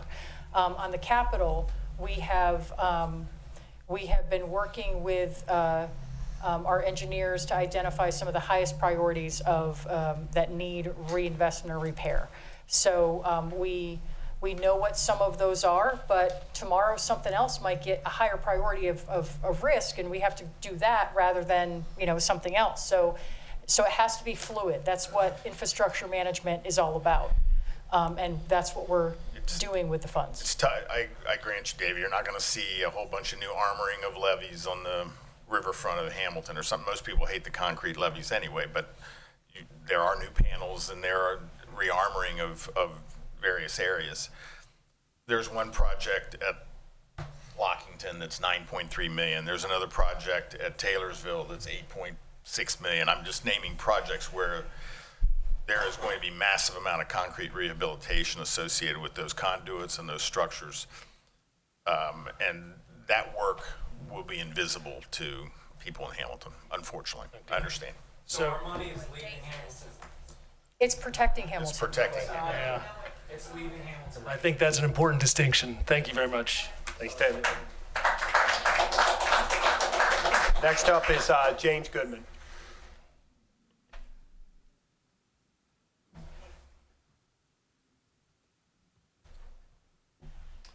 Gosh, Dave, you're so tall. James Goodman, 306 Ashley Brook Drive. I'm also one of the owners and co-founders of Municipal Brew Works at 20 High Street. And when I'm done here, maybe I'll jump on the Erie Canal and take it back to my home. Oh, that's right, it's not here, but that's what you're basing your flood factors on. And Mary Lynn, you and I spoke last week, and you admitted that your methodology was antiquated and it needed to be revisited, and you said it was going to take time. That's not acceptable. It's not the way it was back in 1913, but yet folks are getting assessed that way. You said it's roughly around 44,000 parcels that are going to be assessed. There are 9 counties, and I want everyone to understand this. There are 9 counties in the MCD. Only 5 are getting assessed. How many parcels are in all 9 counties? Because I'm a nerd, I looked it up. 1,180,000 parcels are in the 9-county MCD, and yet you're assessing these small folks. If you believe the flood protection system saves bridges and roads that are vital to these counties, then they should all pay their share. If you believe these bridges contribute to the commerce within the state of Ohio, Ohio has 5.5 million parcels. $1.50. You've funded almost over $2 million. So I just don't understand this. And just last week, the city of Cincinnati, my head exploded Friday watching the news. The city of Cincinnati was granted $10 million from the federal infrastructure bill for the maintenance and replacement of retaining walls along a stretch of Route 50 that was experiencing landslides. That's about a 2-mile stretch. The MCD has hundreds of miles to consider, and you've received nothing. Not a doggone thing. You have 5 PhDs on your board of consultants. Surely, at least one of them should be able to assist with a state or federal grant application. Why does your lack of initiative become our priority? Lastly, this goes to Judge Keith Spaeth. Judge Spaeth is MCD's Conservancy Court judge for Butler County. As an elected official, you are our only hope because this is taxation without representation. Judge, we are watching what you do and we hope you rule in this matter. We hope you see the unjust nature of this blatant money grab. We hope you disallow the latest MCD assessment. You force them to revisit their self-admitted flawed and antiquated methodology, which places an unfair burden on a select few. We hope we can construct a new plan that provides flood protection we need while rightfully sharing the payment method we deserve. Thank you for your time. Thank you, Tim. next up, Sherry Hoskins.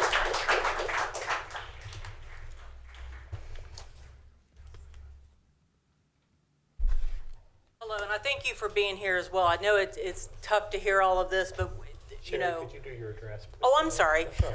Sherry Hoskins, and we are 119 Main Street. We have a business there. We're Petals and Wicks, and we also have a business at Spooky Nook, and we also have a warehouse space that we rent over at the 3rd Street, the old Ohio Casualty Building. So we are impacted by 3 locations. So I have to share this a little bit.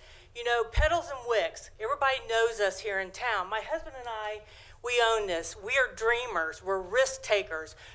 We had a dream. You know, we've been raised here our whole life. We saw the crime, the drugs, all of this stuff that was in our city. And it has changed over the last 12 years. We opened Petals and Wicks 7.5 years ago on Main Street when the drugs were still there, when the homeless was still literally laying on our sidewalks before the police was out here. And I applaud the council, the Chamber of Commerce, all these people, our citizens have worked daggone hard, and here you want to take it away from us.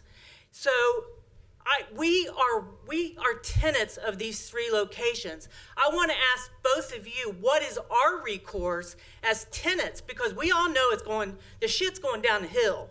Whenever all 3 of these locations are assessed, it's all going downhill. What is our rights? What is our recourse? Because I will tell you, we will not be able to withstand these increases that is being assessed to us, to our property owners. It is not fair. It is not right. I agree with Jim and many others that said it is taxation without representation. It is not fair. I thank our city council for what they have done to stand up and to fight for our small businesses. And I just think it is so wrong that you guys have the power to take it away from us. We've invested our whole lives here. We've invested everything we are in this community. And we are respected in this community because we care about it.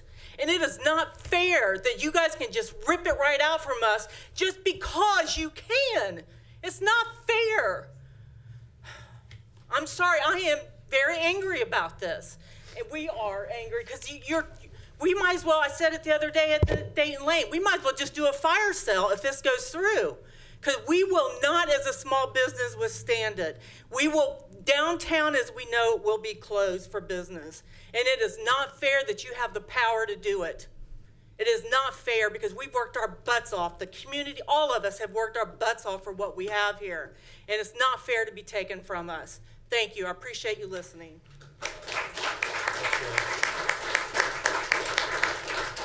Harold Andrews.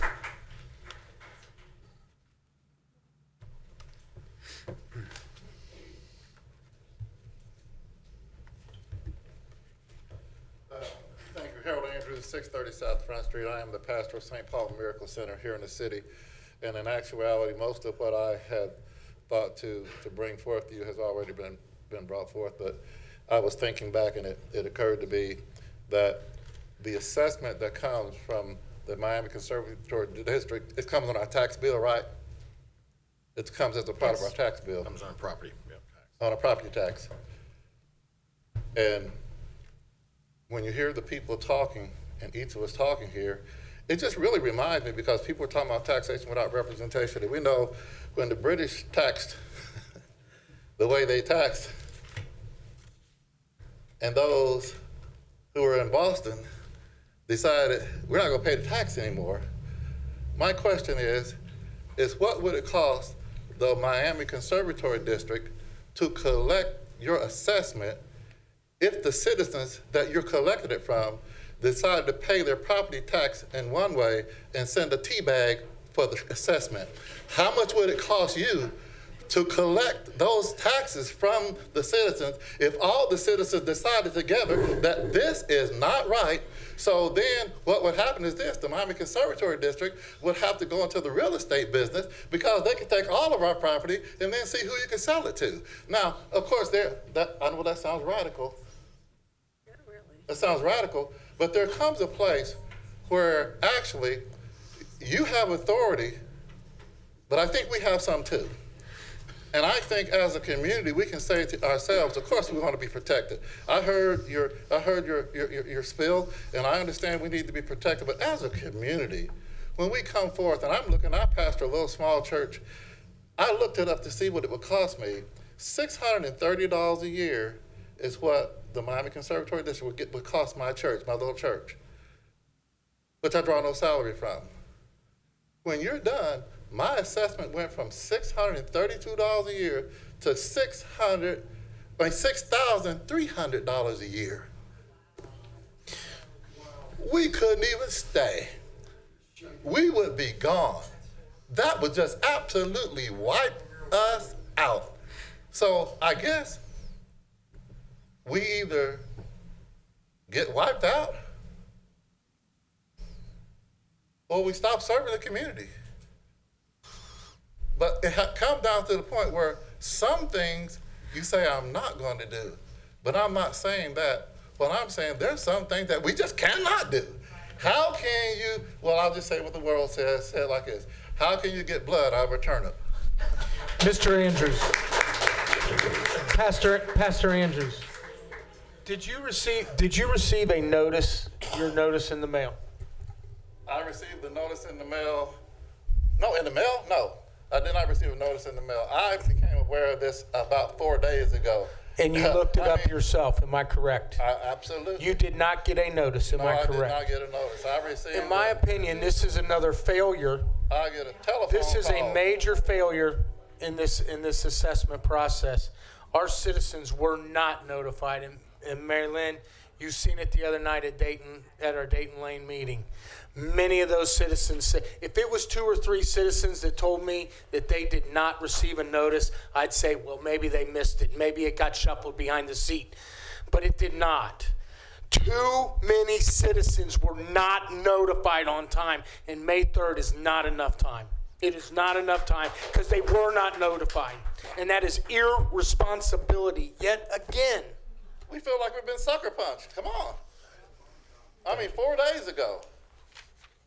Wow. No. Thank you, Mr. Anders.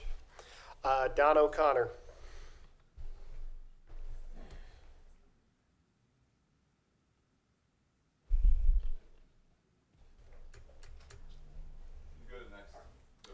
Oh, he's good? I'm sorry, I didn't catch that. Gary Cates? Mr. Vice Mayor, I'd like to decline in your center language speaker. Okay, I do have him, I can move him up with you. Yeah, that's fine. He wasn't able to sign in earlier, so. Got it. Okay. Mr. Vice Mayor, wherever you want me to go, I'll go. Senator Lang, you can come up right now. If he wants, we can do that.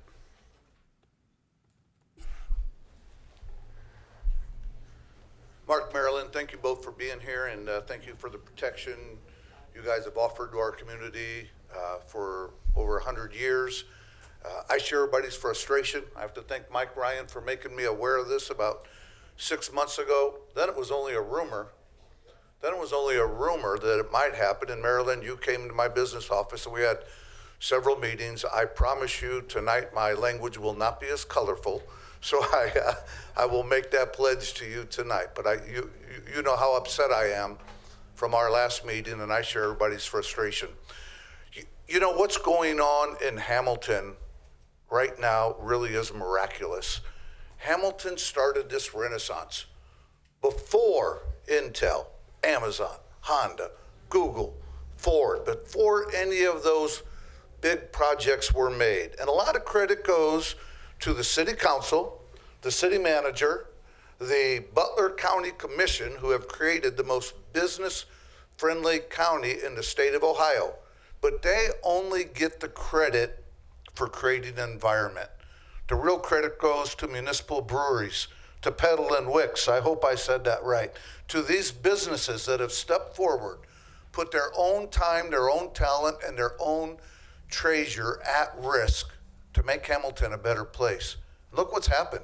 If you walked through here 12 years ago, you would have seen prostitution rampant, drug houses, crack houses. It wasn't too long ago where Daharna Hybrid and Hamilton Castor are. You would have seen that. But the businesses are coming in. They're making the investments. The churches are coming in, all in the effort to make the city of Hamilton a better place. And why is that important? That's important to the citizens. I'm going to tell you why. You see, businesses tend to have higher property valuations, so they tend to pay a higher share of taxes. And why is that important? For every dollar a business pays in taxes, they take out about 50 cents in services. They're using roads, they're using emergency services, first responders. For every dollar a resident pays in taxes, they're taking out about $1.50 in services, and the big difference is the school district. The residents are putting a burden on the school district that the businesses aren't. So now we have these businesses coming in. And I kind of did some quick math in my head from 1913 until today. If you just use the the rule of 72 and take a 3% interest rate, from 1913 till today, valuations should have gone up about 640%, roughly 640%. We have some people here that are going up that much in 1 year. Spooky Nook going up 10,717%, roughly $4,500 to $500,000 a year in 1 year. And I know it really isn't 1 year. I know it's been 10, 12 years since the last valuation, but to the person paying the bill, last year I paid $600. This year I'm paying $5,000. That increase, that burden is coming in 1 year. My fear is this, and I'll get to my question shortly. Businesses are going to look at this and they're going to say, why the hell would I invest in a community with such unpredictability? More than anything, businesses want predictability. Businesses are going to stop investing. We already have rumors right now of a major developer looking at a $300 million project in Hamilton that is going to significantly downsize or pull out altogether. The long-term burden that's going to leave on the citizens in terms of taxes is going to be horrendous. But what happens when businesses start to pull out? You know what's going to happen. Those houses of prostitution are going to come back.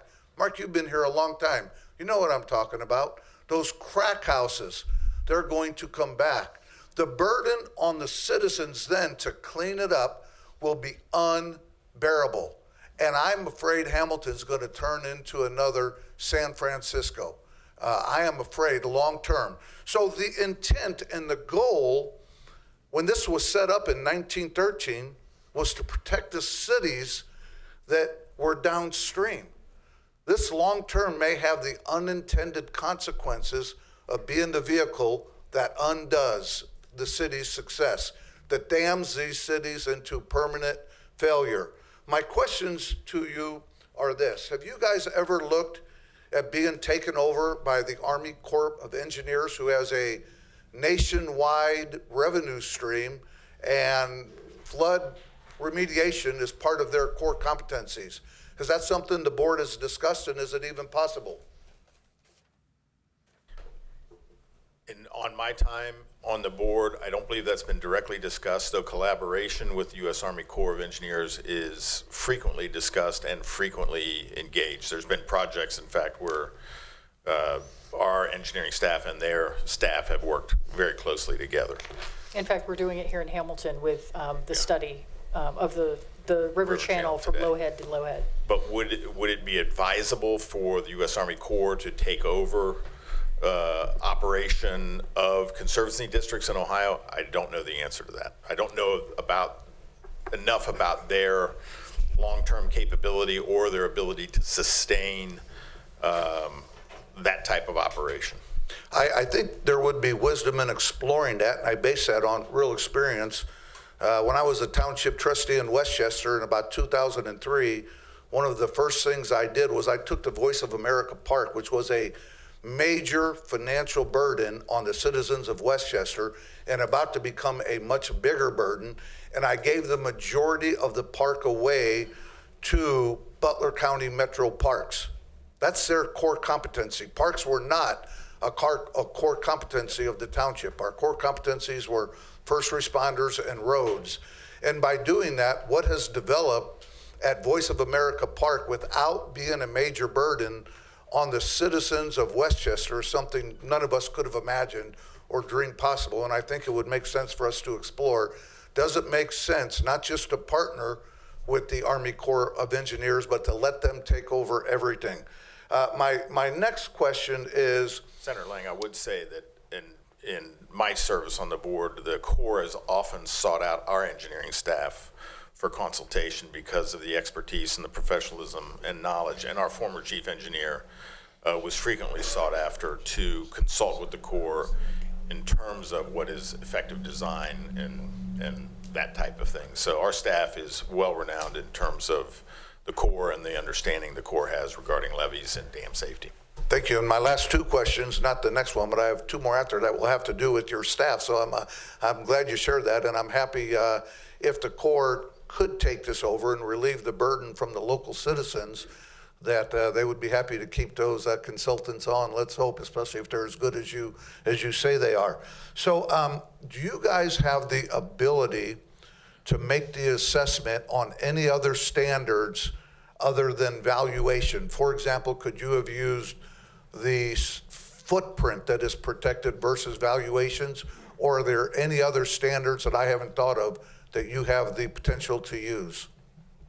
So the methodology that we have right now is focused on the, what we've already talked about. If there were new methodology, again, some of those things that we're talking about in terms of exploring, broadening it, the state law currently does require property value. As I understand it, I believe that state law does require that property value be a component of it. But that is something that we want to begin now of looking at. What are all the pros and cons of what we have right now? What are different ways to broaden it and pros and cons of that? And then also do some benchmarking against other flood protection districts, including those potentially managed by the Corps, or those independent ones as well, and really look at a good benchmarking of what do we like, what do we don't like. Let's try to evaluate and come up with the best potential alternative to what we have now. And again, that would be for the A3 adjustment is what the board has directed. I would love to help you explore whatever all those options are and what potential changes we need to make legislatively to give you options that are more fair and make more sense. Yeah, I think Senator Lang, to add to that, is that, for instance, what's the runoff of a Walmart parking lot and the impact that has, even though they weren't in the floodplain, and the stormwater addition to the system that's causing that. So I think there's a significant analysis that would have to be performed in order to be able to do that. But could we examine? The answer to that is absolutely yes. Mark, that's an excellent point. And my understanding, based on my time as a township trustee, I'd have to confirm this with Greg Wilkins for me to make this an empirical statement. But any new development, especially a development like Walmart that includes a lot of impervious surface, they have to engineer the parking lot and the entire facility to the same standards of drainage that existed before the development occurred. So there may be some older developments that those standards weren't in place, but I think I'm right when I say all new developments must meet those standards. And I think what you'll see is cities up and down the district are continuing to struggle with their ability to handle stormwater runoff and deliver it to our system efficiently, and I think that's an ongoing challenge that a lot of communities are going to face coming forward as well. Yep. Well, and hopefully for Hamilton, it's going to become more of a challenge as this city council continues to bring more and more businesses back so that the businesses can flourish and their citizens can prosper. So it feels like, and this is a question that you may have to follow up with your engineers that you spoke of just a while ago, Mark, thank you for bringing them up.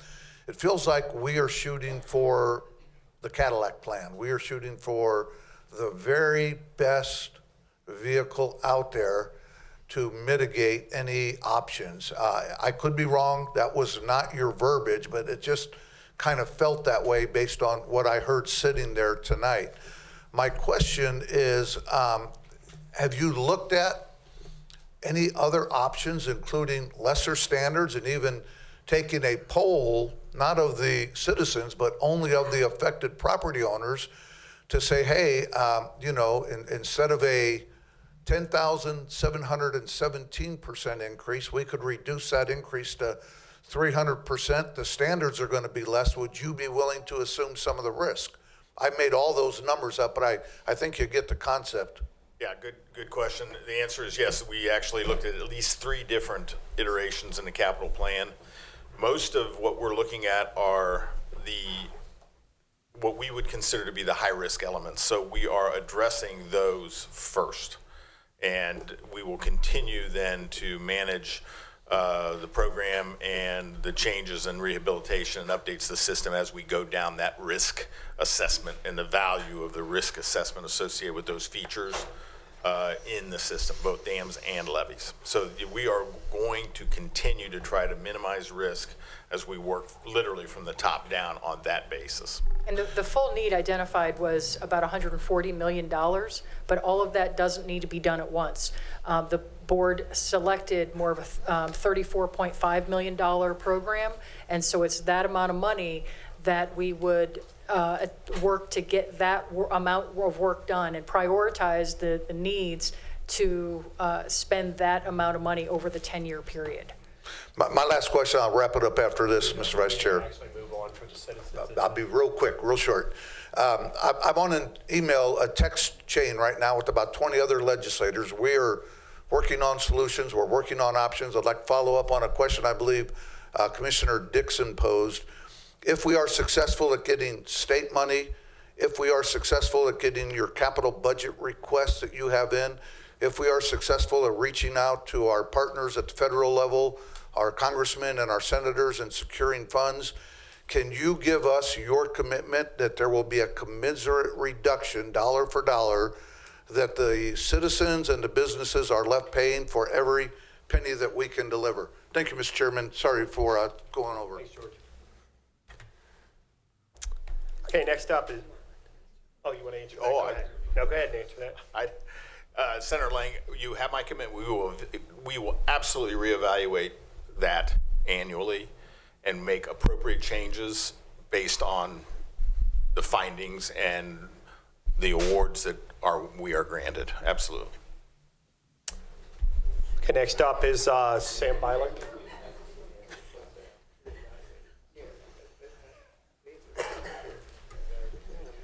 Good evening, Mayor, council members. Thank you for, I'm sorry, Sam Byler. What's my address? 600 North B, 601 North B. Yeah, there we go. Welcome to the new city manager also.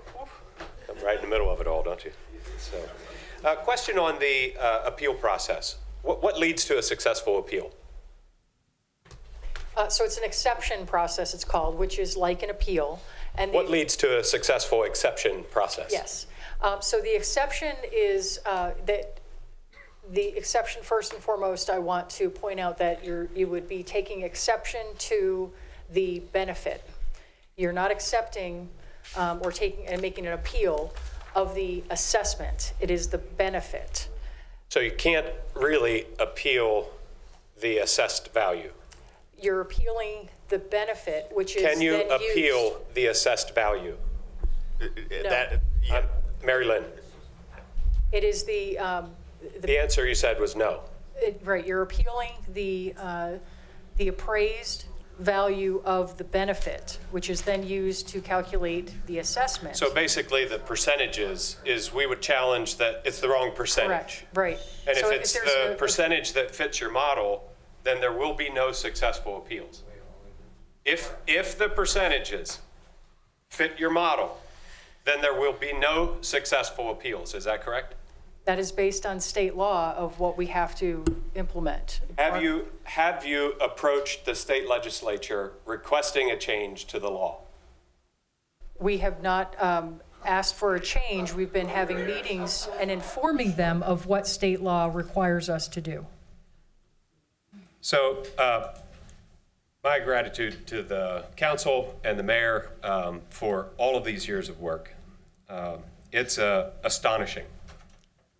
I was hoping you would be here to listen tonight. You're here to splain. You're splaining yourselves. It's an embarrassment. You should be. No one here is opposed to flood control. And Mark, for you to infer that is ridiculous. Nobody here is opposed to flood control. What they're opposed to is your leadership. You led us to this point. The assessment, sorry, Mike, I told Mike I'd stay calm, but almost $500,000 a year is what we're gonna pay out of Spooky Nook. And I will say this, we cannot afford it. It is not affordable. There is no money. $500,000 a year requires nearly $2.5 million in sales to generate enough profit to pay that. I've been on your side as a franchise owner. I owned Auntie Anne's. I was involved there for nearly 21 years.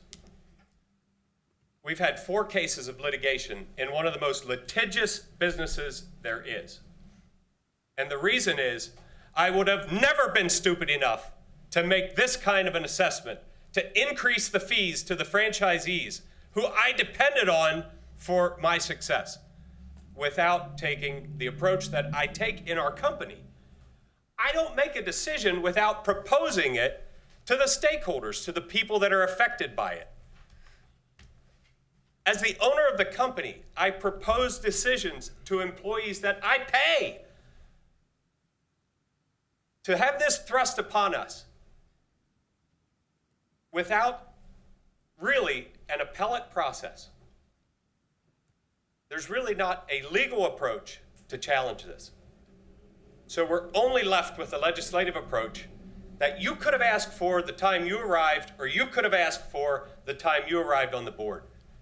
To dump this on us now is absolute foolhardiness. Thank you for the time.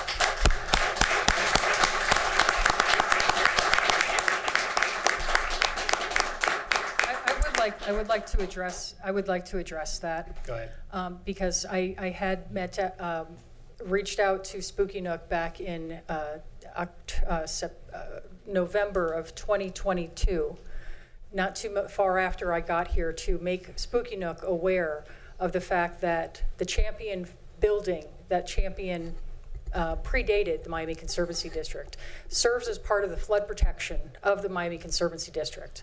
And I had been trying to make contact with Spooky Nook. I spoke with the general manager at that time to share this information with them. And that information was passed on to the attorney at Spooky Nook. I never heard back from Spooky Nook. I reached out again in the fall of the next year to make them aware again. We are moving forward with this, and there is a unique opportunity.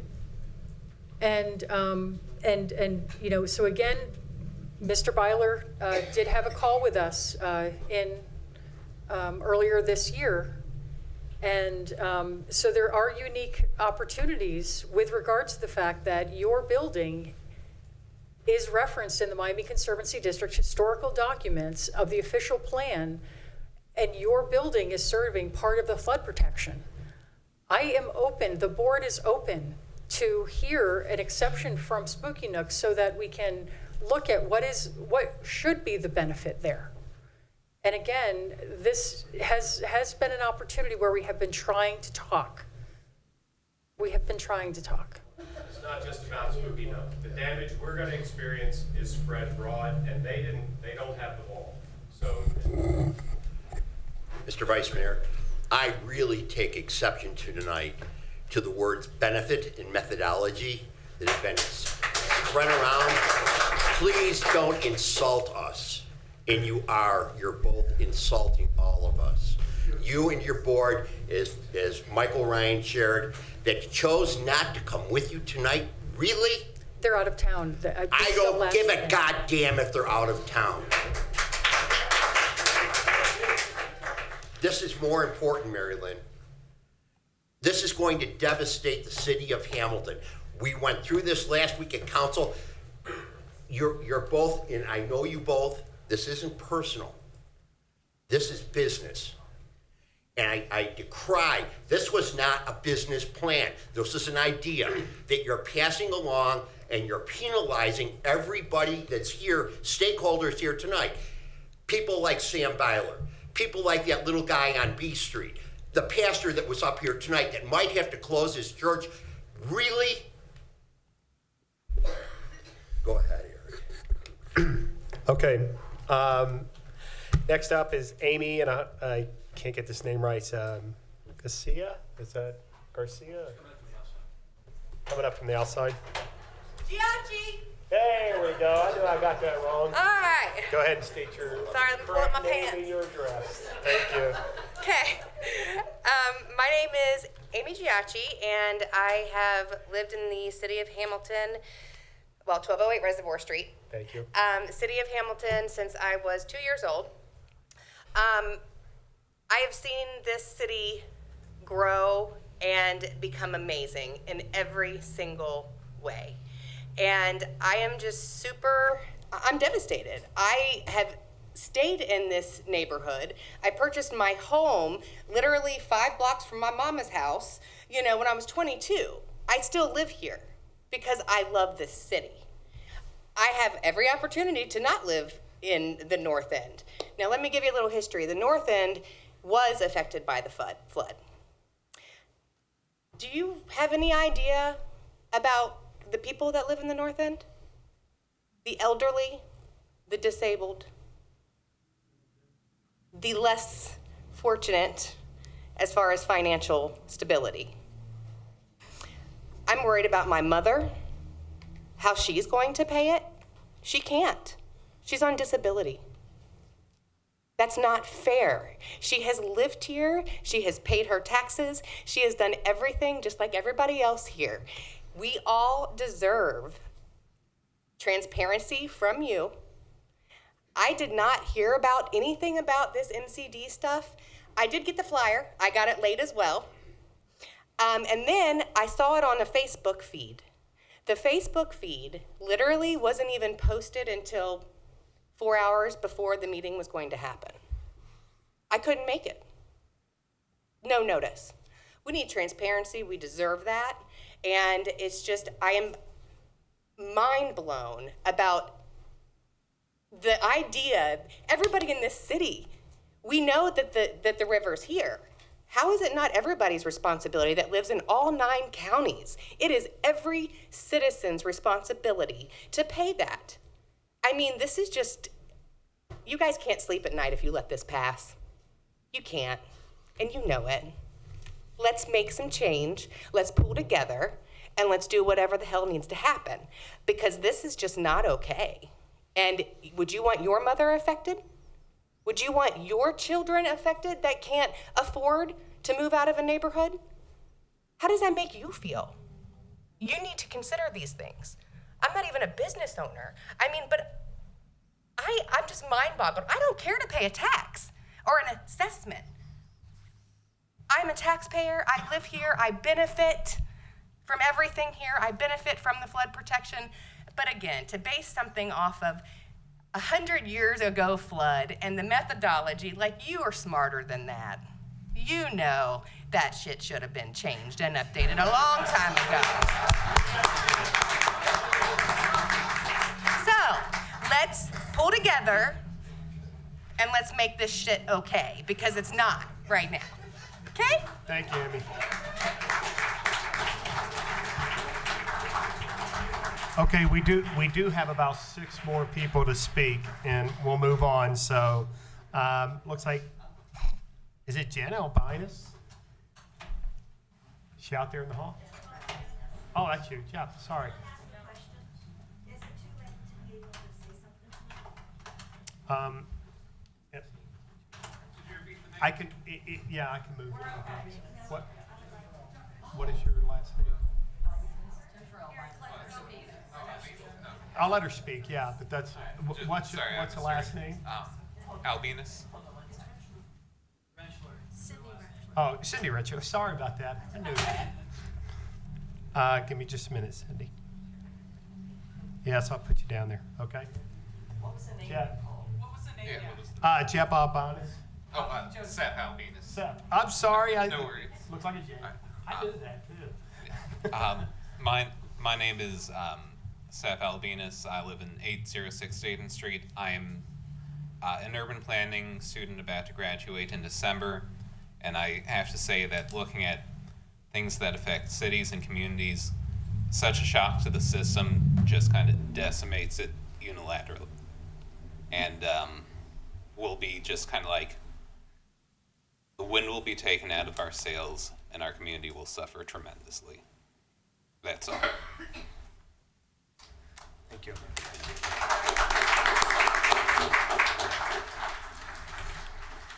Okay, this one I'm a little bit hard to read, but is it Casey Moore? Kathy Moore. Thank you. Close. Thanks, Kathy. State your name and address. Hi, I'm Kathy Moore, and I live at 630 Leo Drive in Hamilton. And I wanted to say something. When you first walked in here, you started talking about the flood in Katrina. Well, it was below sea level, and it was on the Gulf of Mexico, and it was a hurricane. I don't think anything is going to happen like that here. I could be wrong, but I don't think we're going to have any hurricanes. Are we below sea level here? I don't think we are. You know, they've built dams out here already. I know we got to maintain them. I get all that. But I remember when I first came into Hamilton in like 1984-ish, those dams weren't there, and Sharon Park was flooding every year. They haven't had a flood in Sharon Park in a long time, okay? So, you know, and that's right by Pullman's, right down there on the river. Nothing like that's happening. And I'm a Medicare sales representative. I have a couple hundred clients that live here in Hamilton. They're going to be affected by this, okay? You can't do this to old people. You just can't do this. Or anybody, really. And the businesses, oh my God, when I first came into Hamilton, Smart Paper or Champion was leaving, Diebold left, Mosler left, Ohio Casualty left. Everything left. There was nothing here. All the property values went to hell in a handbasket, okay? You could buy a house here for next to nothing. Well, everybody bought some properties, and now these business owners have moved in, and they've built businesses here. And they've spent hundreds of thousands of dollars on these businesses and these buildings, renovating them and putting apartments up. We've got River's Edge now. I mean, you just can't come in here and say, oh, well, you know, we're going to give you an assessment, and we're going to raise your taxes up 5 or 6 times what they were last year. You can't do that. No, Go back to the well, Timmy. No. Nuh-uh. Sorry. Thank you. Next up is Angela Jarrett.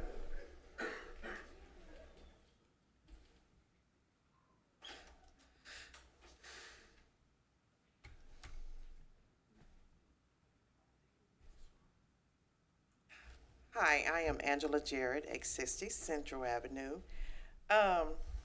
First, let me go on record saying I wasn't here in 1913, just to make that clear.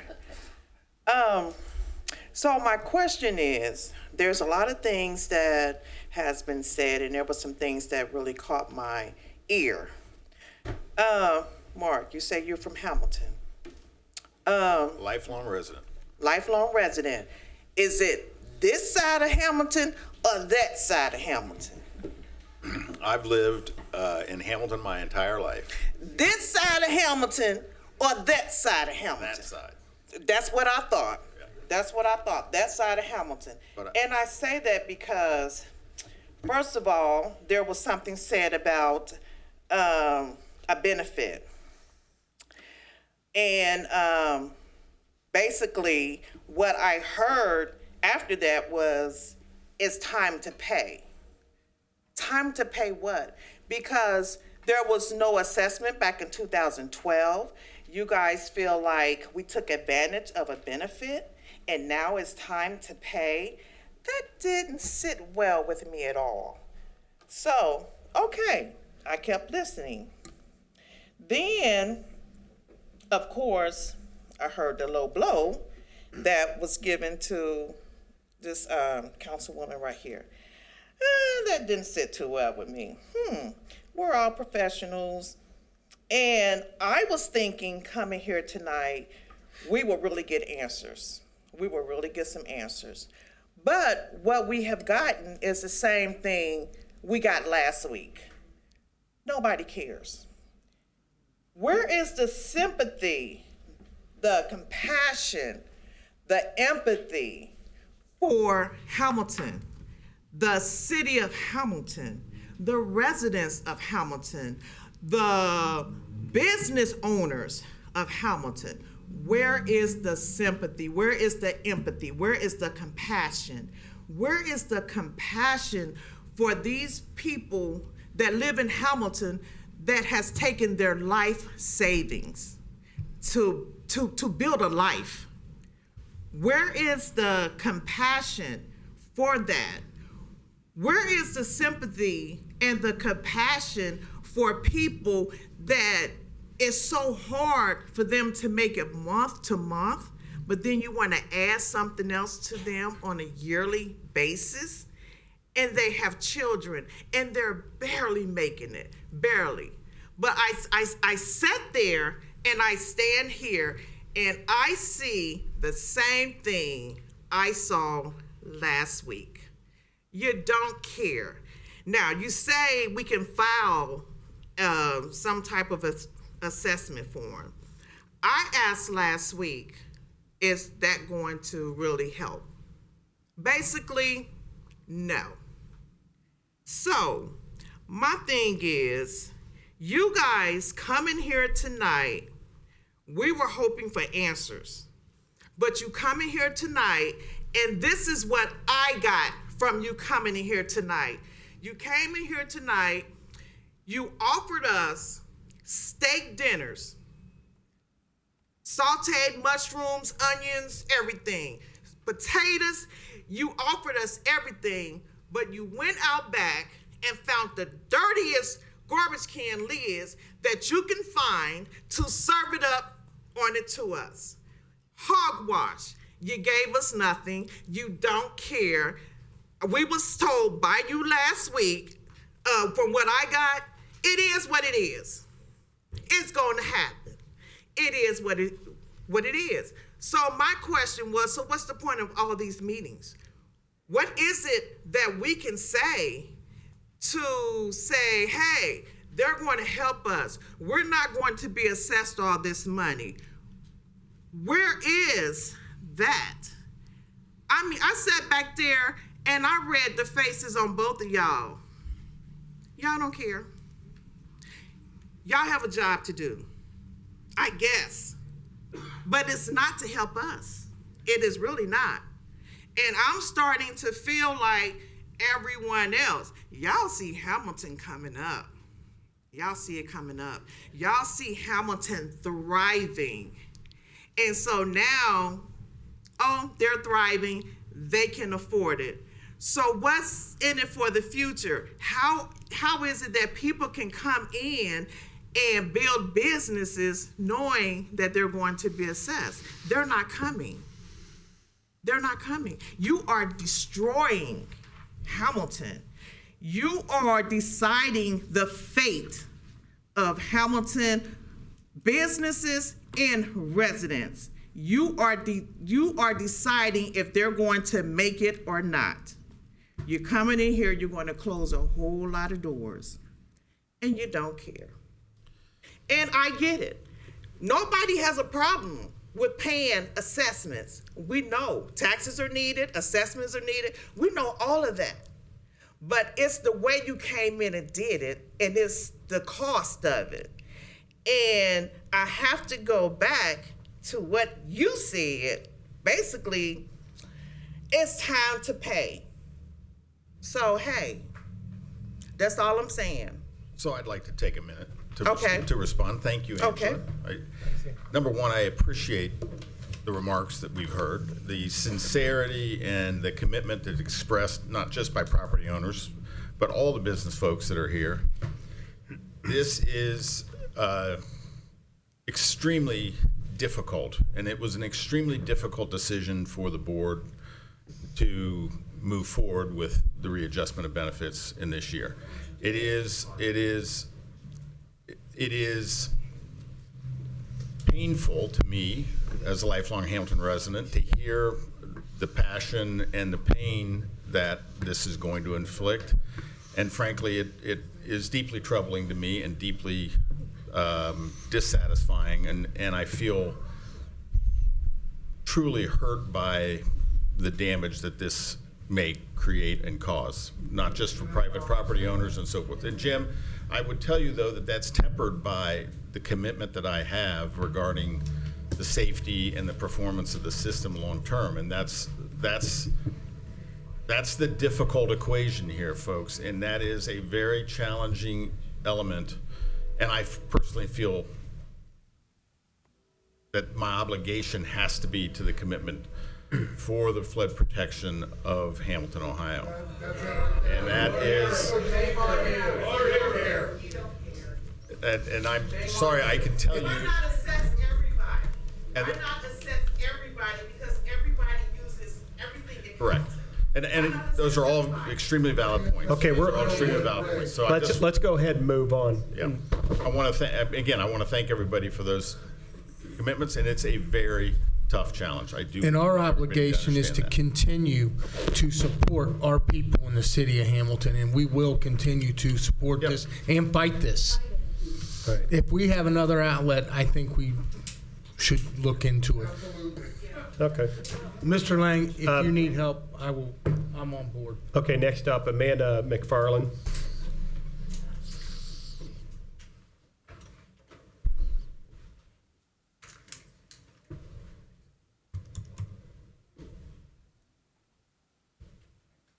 Is she out there? Or? Amanda McFarland? Okay. Nobody in here? Nobody out there, right? Okay, we'll move on. Sarah Dankoff.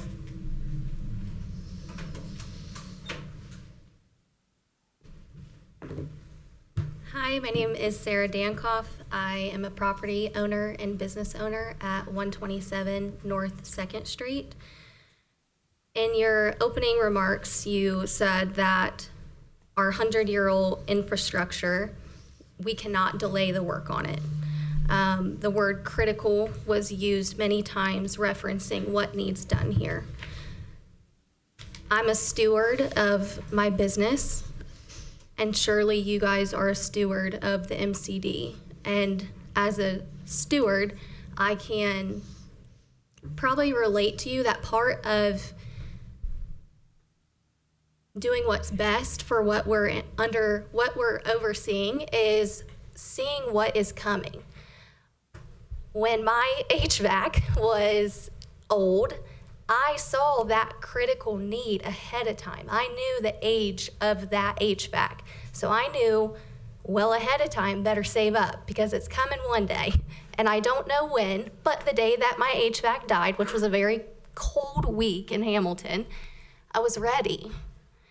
So my question is, why was there not proactive measures done to prevent us from getting to this critical point? That's my first question. I don't know if you guys want to answer, if I should move on to the next.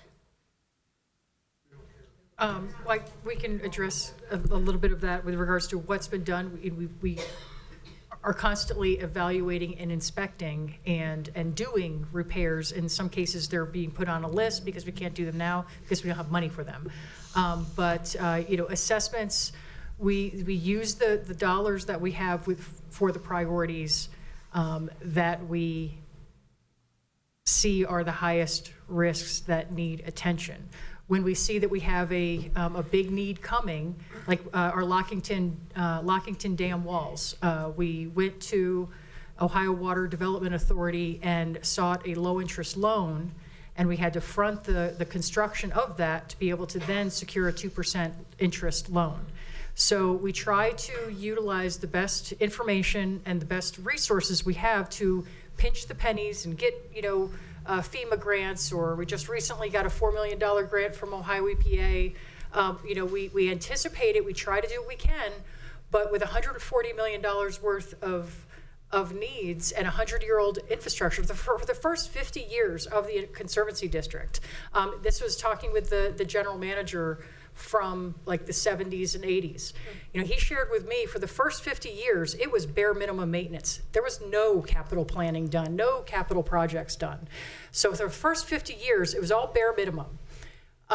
So back even in the 60s, there's catch up to do, and so we are finding ourselves, we've been in that pattern, and it's time we are trying to get ahead and get into addressing all of those needs that we have.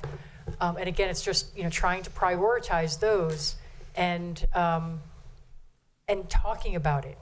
The Conservancy District has not talked about this kind of stuff out here in the city of Hamilton and, other cities. We're here to talk, So we're playing catch up. This bill is a catch up. We have we had a capital assessment that expired in 2022. we were collecting probably about $1.6 million a year from that capital assessment. It expired in '22, and it also had limitations to it. It only allowed us to do work on dams, and the dams that you see in Hamilton, the low-head dams, are not flood protection dams. The dams we're talking about are the ones up in Montgomery County that are big structures of concrete that essentially are big, they look like big bridges, and they allow the stream to flow through it. But then when it's a lot of rain, that those dams are holding back that water, and with embankments and whatnot.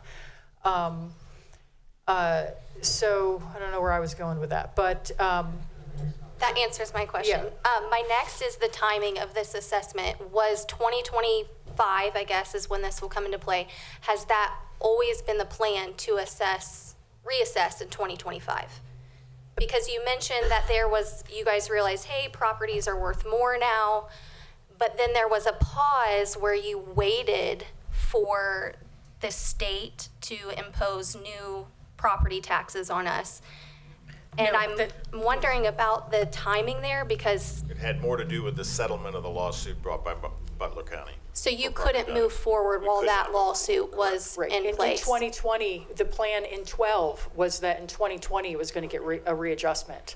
But at that time, Butler County filed a lawsuit, an appeal at the state level of all property taxes in Butler County.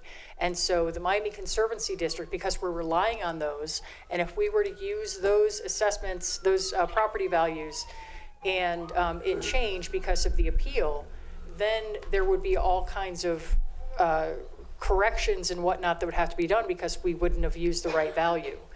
So you had no choice to move forward with our property values that stood in 2020? We could not move forward with those values because they were under appeal at the state level.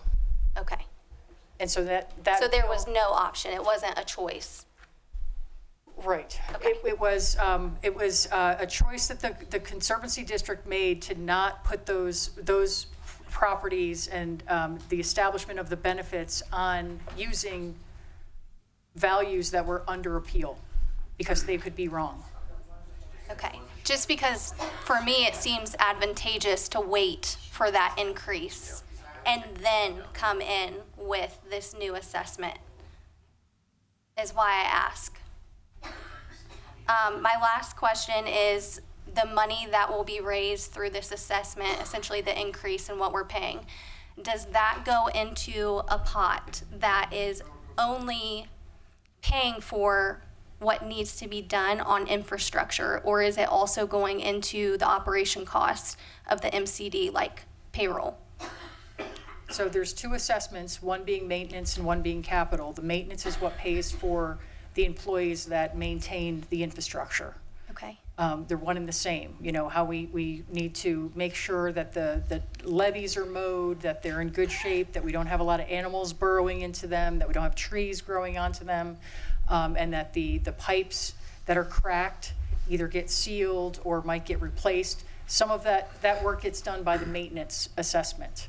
The capital one is the assessment that we use to really make the assets, enhance the life of those assets, so make them last longer by replacing dam walls or levee systems. And is the new assessment on us, is that for maintenance or? We have two assessments. So both, there's both and of them. It's not just on Hamilton, right? It's on all of the communities from Piqua, Troy, West Carrollton, Dayton, Miamisburg, Moraine. All of these communities, we use the same methodology for every single community and every single unit and every single property that is protected downstream of the dams. And all properties that are protected downstream of the dams pay an assessment unless there is a state exemption that exempts that property. There are exemptions, for example, there's convention facilities authorities are exempted, public colleges, public schools, public property that is used for traditional, this building is exempt. So there's exemptions, there's probably about 5,000 exemptions that we have. Okay, thank you. And the last, I just want to make a comment. If our businesses fail, there will be nothing to collect. So I think that needs to be considered. Sam Byler that was up here just made me realize, if you have seen, which I think you guys have, the success of Hamilton, it was like a domino effect. Once we had some momentum, I mean, we were rolling. This is you guys pushing the first domino in the destruction of Hamilton. And if someone big like Spooky Nook goes down, we're all going down with them. And I just want you guys to consider that, because there will be no budget for any of this if we don't exist. Thank you, Sarah. Okay, we do have two more. Jennifer Gross.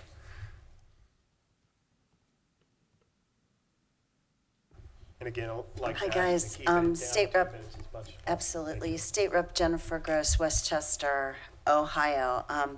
As a military officer, we talk about preparedness, and I think what I hear, although small portions of my district are affected by this, we are affected. What I hear most is lack of preparedness. In the military, we prepare every single year. You spoke, Mary Lynn, about talking to them in 2022. We've been working as a county in Butler County with the commissioners, all of the state legislature, our Senator Lang, as a group when we were dealing with valuation. And we've been working a lot and meeting. If we had known in advance, the legislature can't move on a dime. Mm-hmm. And I'm not queen. We got rid of those in the 1700s. So we don't have the ability to flex. Now, you did request from Butler County in your capital budget request $9.6 million. You said that your total request was around $35 million, right? That's our spending authority that the Conservancy Court approved, 34.5. So I'm guessing you had other capital budget project requests from other counties? No, the $9.6 million that we're asking for from the state budget is for the Miami Conservancy District. Total. So we're asking all of our legislative entities to support the request for $9.6 million. So if, as in piggybacking on to what Senator Lang said earlier, so if we are able in the capital budget to provide $9.6 million of your 35 million, Mm-hmm. that percentage is approximately 1/3. Does that, and that's over 10 years, right? Your 34 million is over 10 years, right? That's correct. So you divide 34 by 10 in math, so that's 3.4 million a year, right? Yes. So we're gonna, if we give you 9.6 in 2 years, then it would seem to me that you could considerably decrease the amount of taxation on the businesses in Hamilton and other regions. Is that logically correct? Every year, the board considers a rate for that next year. So that So information can I would certainly assume some of the house's dysfunction has been part of why you've had to delay. I mean, I'm not cutting you any slack for sure, but I mean, I'm guessing that you've not been able to predict because you don't know what we're going to do with the capital budget because it's been back and forth. So I know that we're a great contingent here working as a county, not only local government, your Hamilton mayor, vice mayor, and your city council, but the state legislature as well. I would like you to keep those doors open. Today was a sudden thing. I was in Columbus. I drove straight in. I'd been getting texts all the last couple of days, but I also did not know. I'm guessing your legislator didn't know much in advance either. So help us work with you. And I think that as a state that we can come together so that we can save Hamilton. I mean, I did my nurse practitioner residency. I'm sure many people here know Dr. Armentrout in the clinic off of 2nd Street. And I was here in 2010 when I worked, and I've watched this city grow. The ice cream shop, I'm not doing promotions, I'm not allowed to do that, but as I watched Hamilton and I see the small brew pubs, growing and things like that, we're all attracted to Hamilton in this region. And so I just like to send out an olive branch and say to you that I know that we'll work together with you. And we need that advance. When you see things ahead, be that warning to us so that we can plan ahead. We're not good at crisis management, not in the government. And as you know, that's difficult. But we also don't want floods either in our region. So I would like to say to you that I will partner with you in any fashion that I can. And you know how to reach me at the state level. And I know it's been a tough meeting today, but it's one that needed to happen. So thank you, and I give you my hand to say that I will partner with you. Okay, thank you. Ms. Gross. Okay, so, Ms. Gross, would Yes, you be sir. willing to sponsor legislation that would reorganize the district? and Well, direct reorganize, I looked at the bill. Have you looked at how long 6101 is? The section of the ORC is 6101. The last time it was changed, it looks like, is about 2000. So we need to see what you're asking. We tried to do evaluation, we weren't so successful with legislation. This Miami Conservancy District affects how many? Miami. There are multiple conservancy districts. When we get to the House, remember that you've got a strong contingent here. But up north, they're not in Miami Conservancy District, right? So we go like valuation. We go, look, you guys, 41 counties were affected and our valuation is increasing. And they're like, we're not affected. I'm like, well, next year you're gonna be affected, and you know what? And maybe next year we'll change. And maybe when more counties are involved, and maybe when we have more than one senator. We only have 33 senators. Our senator covers all of Butler County. There's 33 senators. He gets one vote, just like the other 33. So I can tell you that I can, but remember, I'm not queen. I wish I was, but we don't believe in those. So yes, we will partner with you. The law is pretty long. I was looking through it as we were here. When you look at the role of the Conservancy District in 6101, point whatever. It's really exciting to read, so I'd encourage everybody to read it. Yes, sir. Before you leave the podium, you talked to preparedness, and those of us who were in service know all about preparedness. That's right. When I visit on that That's right. before, as a veteran, preparedness, and that's why I'm imploring this team to have a business plan in place that makes sense. And let us know when you see crisis ahead, we need to know in advance, not like right now and next year, like in 4 months, you're paying $500,000. You know, like Senator Lang was saying, and our business owners here as well, they plan in advance, as you guys well know, and businesses don't function, they have to plan ahead because they don't know what their revenue is going to be for the next month. And we can't just simply tax them, as you guys know. But is there anything else? Thank you so much. Thank you. okay, our last speaker is Cindy Rentschler.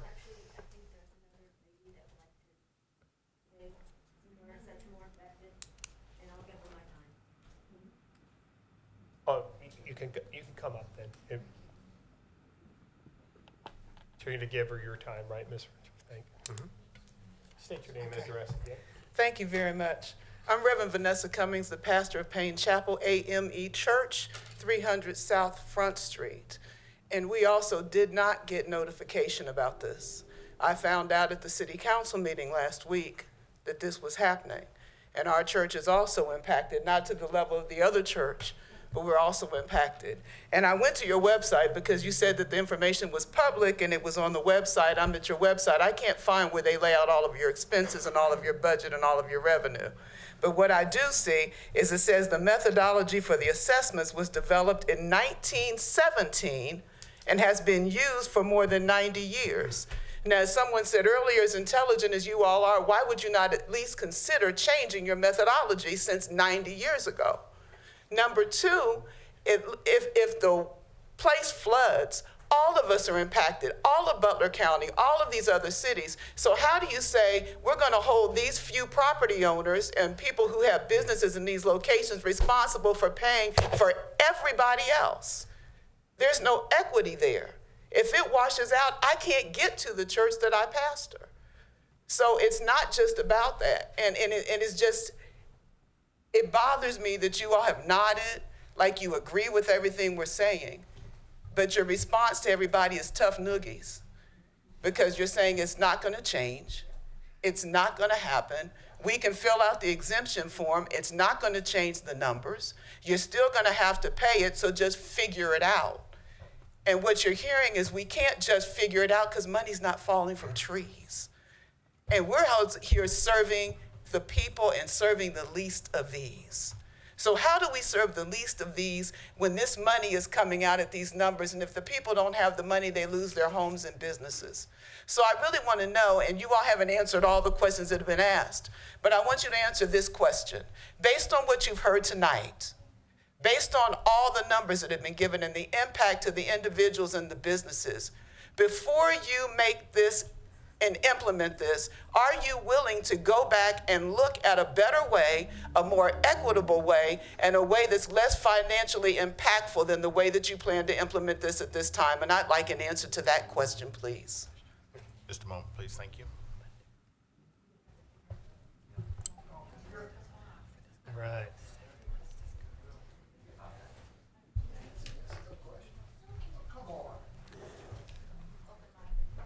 So, I will be happy to answer. go ahead. I will do my best to convene a special board meeting to take that measure into consideration and determine if we are able to delay the readjustment implementation. Will that be an open board meeting? All our board meetings are open. So will you make it known so We we can all always- be at that meeting? We always provide sunshine notification, yes. Daniel, can you be sure to let us know when that is, please? Yes, I can do that. Okay, first of all, I want to thank everybody that came out tonight and spoke. We had a great crowd and a lot of great comments. I want to thank both of you for coming out here. I know it was a tough night, but I think there's more that's got to be done. I do have to ask, are either you willing to advocate that the MCD put basically a stay on the 7-3 adjustment until we reevaluate the methodology and the alternative approaches? Are you willing to? Yeah, I'm absolutely willing to try to convene a special board meeting to reevaluate that, not only the readjustment and the benefit methodology, but also the timeline. What about you, Mary Lynn? I work at the interest of the board, the pleasure of the board, so I am. Unfortunately, the other board members aren't That's here. right. So, and I would have to say, go back to your board. One final comment is go back to your board, and they obviously don't feel Hamilton's. I think you do. You live here, but I don't think they feel Hamilton's very important to them. And I don't care if they're out of town. Okay, I know you're going to say they're out of town. They knew this was coming, and they should have been here. It is a little bit embarrassing for you guys. Okay, so thank you for coming by. I think everybody's had a long night. Is there any more questions for council?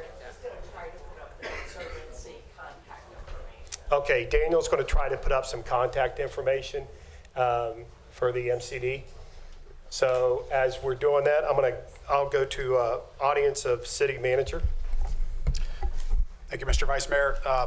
Just on the last point, Mark, you said you would entertain a special meeting to present that. Who makes that decision whether to move forward? The board would have to take action to postpone the timeline. That's correct. Which board, though? The MCD board. A three-person board. Correct. They make that decision. They would make that choice. And I think we need to just check with our legal counsel too, because of the process or whatnot, but that's something we will take that under advisement. Thank you. Okay. Okay, next, the audience of city council. And again, I know it's late, and if anybody has a comment, I would ask you to make it brief. So, Mr. Vice Mayor, I don't Councilman know. Lauer. I will make this as brief as possible, but I do not have confidence that we're going to get anywhere because we just stated that we'll have to check legal avenues to see if you guys are able to delay this. So therefore, I stand here today to express my continued concern and unwavering concerns about this assessment implemented by you guys. It is hard to believe that I sit here in the year 2024 that I am still defending our people from the principles that this very country was founded on, with taxation without representation.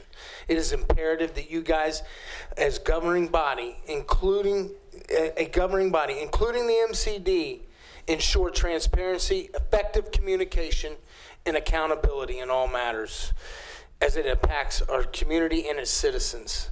I harbor profound concerns about MCD's actions and find them to be fundamentally flawed.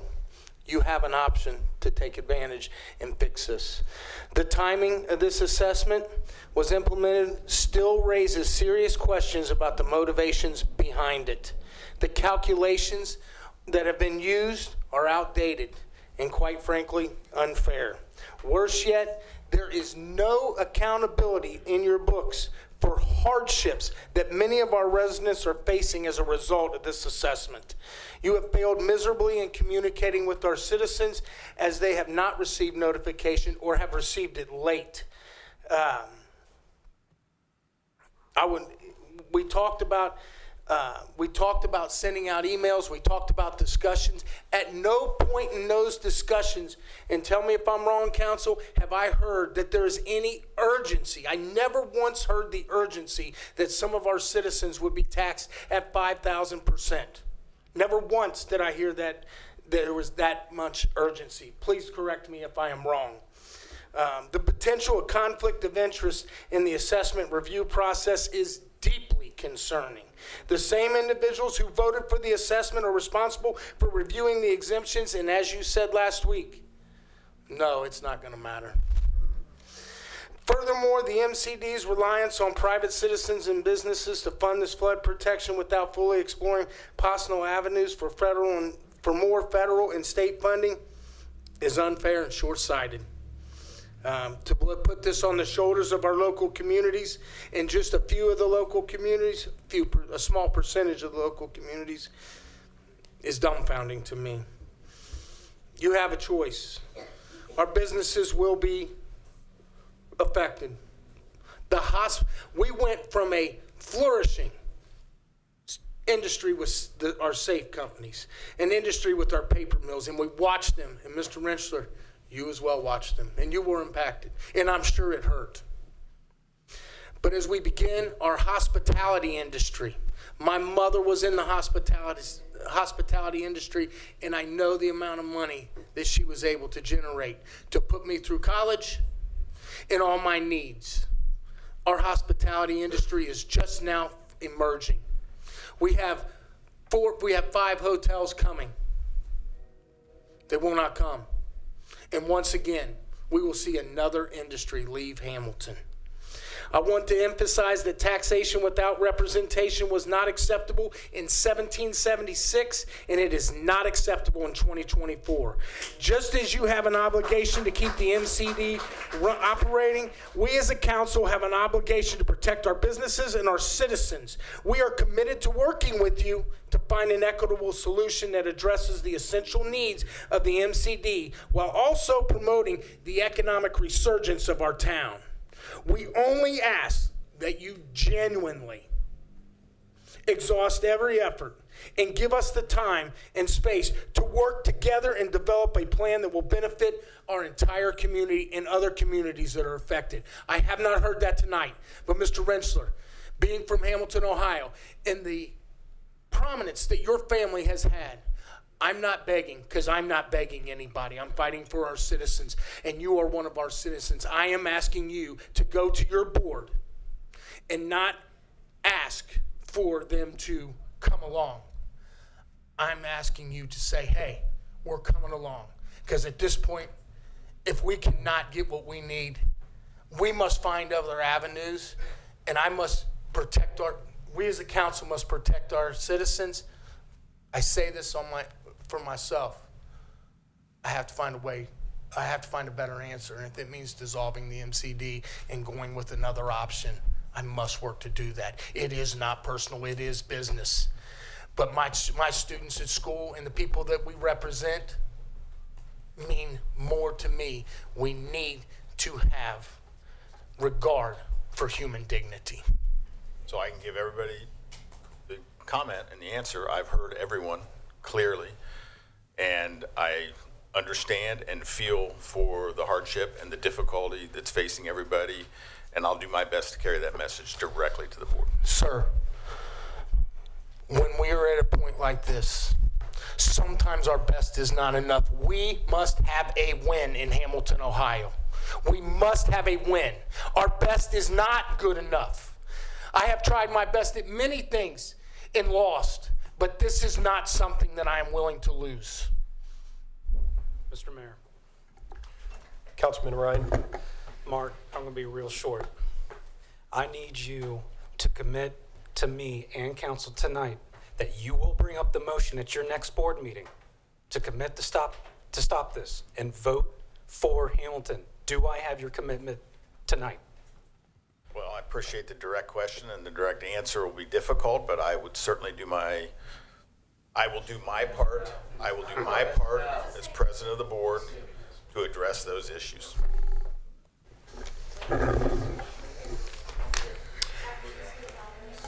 Okay, is that all the questions for council then? I actually have a question. Councilmember Fear. Aye. So if it doesn't work, where does that leave us? What is our next step?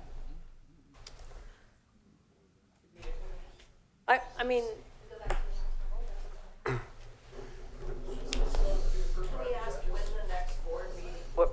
when the next board meeting is. I don't know how often The you all regular meet. meeting isn't coming until June, if I remember correctly. We'll have to convene a special meeting, and I will make sure we begin that process immediately. Okay. I'll be in touch with the city manager to let him know. Okay, thank you very much. so will it be before the extension for the exceptions then? Is that kind of off the table now? I don't know the other board members' schedule, but we'll do our best to do that prior to that. Okay. And yeah, we'll do our best. And we have to consult with legal counsel also, just because the process has already begun. And I don't know that we may still have to go through the exception process just to do it while we still are evaluating and having these other conversations. Those are legal questions that I just have to get those, get that answer. Well, then I'd like to say one more thing to the citizens. Get those evaluations in. Absolutely inundate them. We cannot give them a reason to say, well, you didn't care enough to put in an evaluation. So like it or if you need help, come to the city. We will help you, whatever it takes. We can do a grassroots effort, but every single person affected has to file one of these exceptions, That's or you've correct. got nothing to complain about. Anyone who has an issue should absolutely file an exception. Yes. And then they will be, it's a court-appointed magistrate. The Miami Conservancy District is not reviewing this. It is a court-appointed magistrate that goes through the exceptions, and then we'll be hearing the hearings. We'll be holding the hearings. But you kind of answered Sam's question with the exceptions. It's just a formality. It's really not going to Unless make any there is difference. a real reason. For example, in terms of a flood wall that we don't own, we shouldn't be providing a benefit assessment on that. There could be that maybe there was a property that the house was torn down, but our information says that a house is still there. We have those exceptions that I've reviewed from the 6-3 adjustment. Those were approved in the favor of the property owner. There's 6 or 7 reasons why things can change. And so you can meet any of those different criteria and there will be a benefit change. Okay, thank you. Can a tenant do an exception of a property? It's property owners. Property owners. They have no recourse as a tenant in 3 businesses. Yeah, A business owner, or does it have to be a business property owner? it's whoever the parcel has. Yeah, and so I would encourage, So we have no recourse then? Chair, you would need to encourage your property. Already did that. Okay. Already did that, which they did not, 2 of 3 did not know about it. What would happen if the council refused to pay the tax, if they didn't send that, put it on the tax, and refused to pay the tax? That increased tax, if they just paid you the tax. We'll have to get back. I don't know the answer to that question. And that's a question you could also write down to the city clerk. Any other questions, if you would, for the sake of time, to write down to the city clerk. So again, I appreciate everybody coming out, all their comments. City manager, do you want to go into executive session? Yes, there is. To confer with an attorney for the public body concerning disputes involving the public body that are subject of imminent court action. Okay, I'll take a motion that the council go into executive session for the stated purposes given by the city manager. Second. Motion by Councilmember Fear, second by Councilmember Ryan. Roll call? Pullman, Yes? Ryan, Yes. Fear, Vaughn, Yes. Nab, Yes. Lauer. Yes. Motion adopted, 6-0. Okay, that's going to end our public meeting. We will only, we'll go into, only come back out to reconvene the meeting and be adjourned. Thank you.